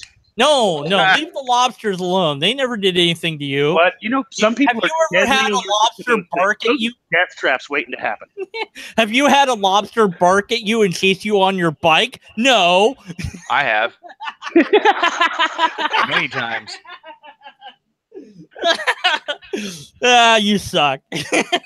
No, but like I said, man, it just goes to the core principle that see, that's my biggest problem. If religious people stopped pushing their ideology in regards to laws, policies, that's not going to happen. I know it's not. That's why I'm always going to have material to talk about. Well, yeah. But that happened. I like to think we're moving forward, but then when that happened with Bush, politics, remember, guys, back when Bush said no to the stem cell research because of religious reasons, and I think he even said it was that. And nobody was like, throw him out of office, But I bet if Trump did that, people would be like, "Oh, throw him out," you know. See, I don't like Trump. I don't like Trump in any way, shape, or form. No, but he could still do things that are right. But I can see rhetoric when it's there, and my main concern is, you know, he hasn't actually started a nuclear war yet. So whatever. Well, of course not, because he worries about his kids. You know. See, my biggest issue with Trump, it's very simple. I don't care about he's a liar because all politicians are liar. I attack Trump on the concept of one simple basis. I just don't like how dumb he is. Well, I don't even care about that. Like 60 chess, because you know. Well, like I said, I don't care that Trump is a liar. I don't care if he's a cheat. I don't care. People can have their own opinions on his morality, what have you. My biggest issue with Trump is how he blatantly attacks scientific climate science. I absolutely hate Trump. I think he does that because I know because right. That's part of his payroll, right there. Don't even get me started on the conversation about the Koch brothers. That doesn't make it right, but I'm just saying, like, that's why he's playing the game. It's understandable. I hate that it's part of the game, but he is playing the game. Yeah, anyways, I'll run for president next time. Y'all vote for me. Hey, man, D-man for 2020. Yeah, I mean, look, I know what I'm running on. I don't know what I'm doing, but neither does my opponent. There you go. That's my. You're running on your feet. Yeah. I'll be like, if you don't vote for me, then God doesn't exist. Aha. Well, Either way, I win. Oh, damn. No, but like I was saying, man, that's just one of the biggest things I have issues. There's other political left-wing policies that I don't agree with when it comes to him, but that's the number one. See, I personally do not have any personal dissatisfaction with Trump. There's policies I absolutely disagree with him with, but when you attack science, when you are doing things that are going to make like everyone deems on Islam. I have to say this. Everyone is incredibly critical on the religion of Islam, like I am, all across the United States. Yet people don't understand that climate change and how it's going to affect the Middle East is going to force. What's up? We're screwed. Well, no. But let me finish here. People don't understand that when you push against climate science, you are literally doing a positive for Islam and the beliefs of this religion. It's one of the most misconceptions a lot of people don't understand. When you have people in the Middle East having to move north to cooler environments with more water and more resources, where do you think those people are going to go? They're going to go to Europe. They're going to go to Africa. They're going to go to places that a lot of cultures don't want Islam in. Do you guys care about the Thundercats thing? Oh, I've seen the Amazing Atheist video on that. I hate the new thing. I kind of have to agree. I hate the new thing. I don't like it. What I do love though is that the video that promos it has like however many K dislikes and only a few likes. I'm like, okay, if I was the dudes responsible, I'd be like, pull the plug. I'd be like, don't put it on. It looks so horrible, man. It looks like garbage. I mean, when I watched the trailer, fucking 90s Tex Avery crap. I didn't know this. There was an earlier reboot of Thundercats. I had no idea about it. Yeah, 2011. And I did not know. And it looks like animated. It looks like anime version, and it looks good. I mean, it's different, but it looks good. I don't know how good it was as far as story, but then again, I don't even remember the original story. So I'm guessing I'm not the only one who got up early Saturday morning. Hell no, dude. I remember watching it. I just don't really remember like how good it is because it was right in that era where the X-Men weren't out. Oh god, Thundercats was like the best of the bunch because you had like Thundercats and G.I. Joe and Voltron. Yeah, I don't know. But see, the thing is, like with Mysterious Cities of Gold, I remember that really well because God, that was on the Learning Channel. That was on the Learning Channel. It was on Nickelodeon. It was on Nickelodeon for me. Oh, I mean, way back when Nick just started. But like they replayed the same season because they only had one season like 3 times during like different summers. So I knew about. And then when the internet was a thing, like people were offering tapes of the show that they'd happened to record the show on tapes. So I got like a collection of those. And then finally it came out on DVD, so I was able to get that. And then they made a second season, just DVD only. I got that. I'm waiting on the third season, but it's actually like they updated, of course, the look. So it looks different, but it's still, still the same. It's not like, it's like they improved it. They didn't they didn't de-evolve it. I got a question for you guys, and I'm going to ask your opinion on this. Anyways, I don't know where I'm going with this. I'm No, it's on the same subject. It's on the same subject, but I have to ask an opinion on this because we're all guys that grew up probably in the late 80s, early 90s. Yeah. Is it just me, or I've tried to watch modern day cartoons? Oh, and I can't. Pardon my language here, but why do I find modern day cartoons absolute shit? No, you're right. They are. I mean, because take an example. Teen Titans was good, and then they do Teen Titans Go, which is garbage. Yeah, So it's like they'll do Kurt mentioned like that. Okay, the Last Airbender, Avatar: The Last Airbender, hands down. Never watched that. The best. I thought it was pretty good. But then see what they did with Korra. The funny thing with Korra is, once again, I didn't watch that till I was in my 20s. Yeah, I didn't get into anime till I was in my 20s. And then when they did Korra, I watched it and I was okay with it. But then re-looking on it, because I've seen some videos deconstructing, I'm like, yeah, they pretty much killed everything that they did right in the first one. And it's like what Star Wars, I think, is doing now. It's like kill off all the old characters so that we can start new. Of course they are. It's like, no, you don't need to do that. You need to you can continue the story without killing off what made the original story so good.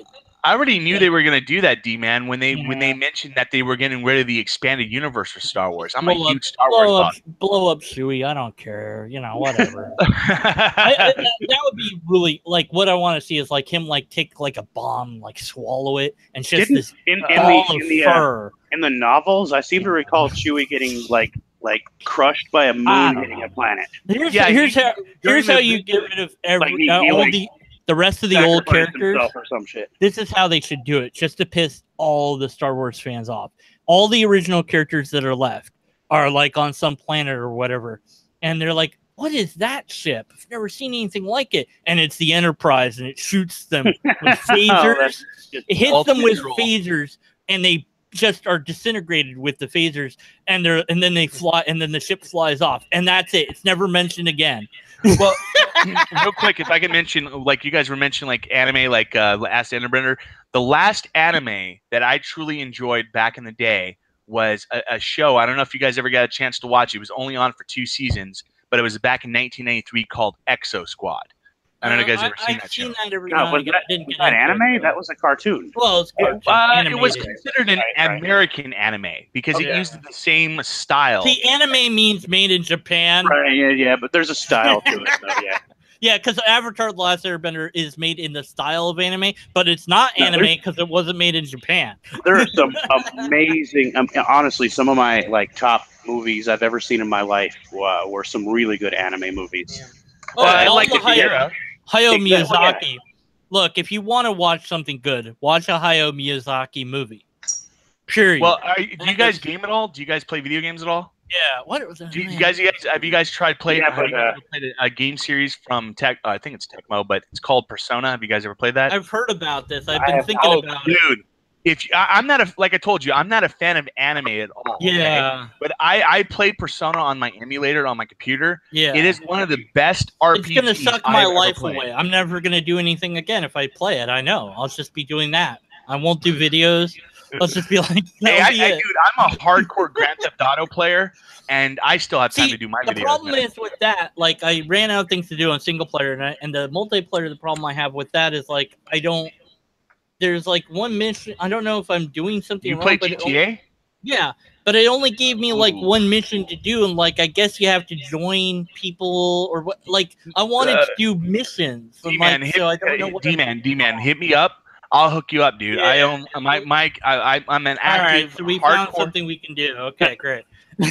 No, but I'm a hardcore GTA Online player. Like literally, my account right now, I'm sitting at like 100 million game dollars worth of businesses, cars, and a whole bunch of stuff. I can in one day. Watching Rooster Teeth and them do stupid stuff. I love that. Anyways, Okay, guys, my brain is gone. I mean, it's been great talking to both of you. I'm just evolved into nothingness. If you guys want to, hook up or whatever, you should do that. But I'm gonna go and fill out. D-Man, can I ask you one question before you go? Yeah. Email me. I was gonna say email me. Like, what do we need? Well, let's go off air before I ask anything. Well, okay, go for it. All right. Okay, goodbye, everybody. Lobsters exist. Sayonara. I don't know. This will be up for a while. I might leave it up forever. I don't know. Okay, goodbye. Remember that and listen until we have lobsters, then Snuffy is whatever.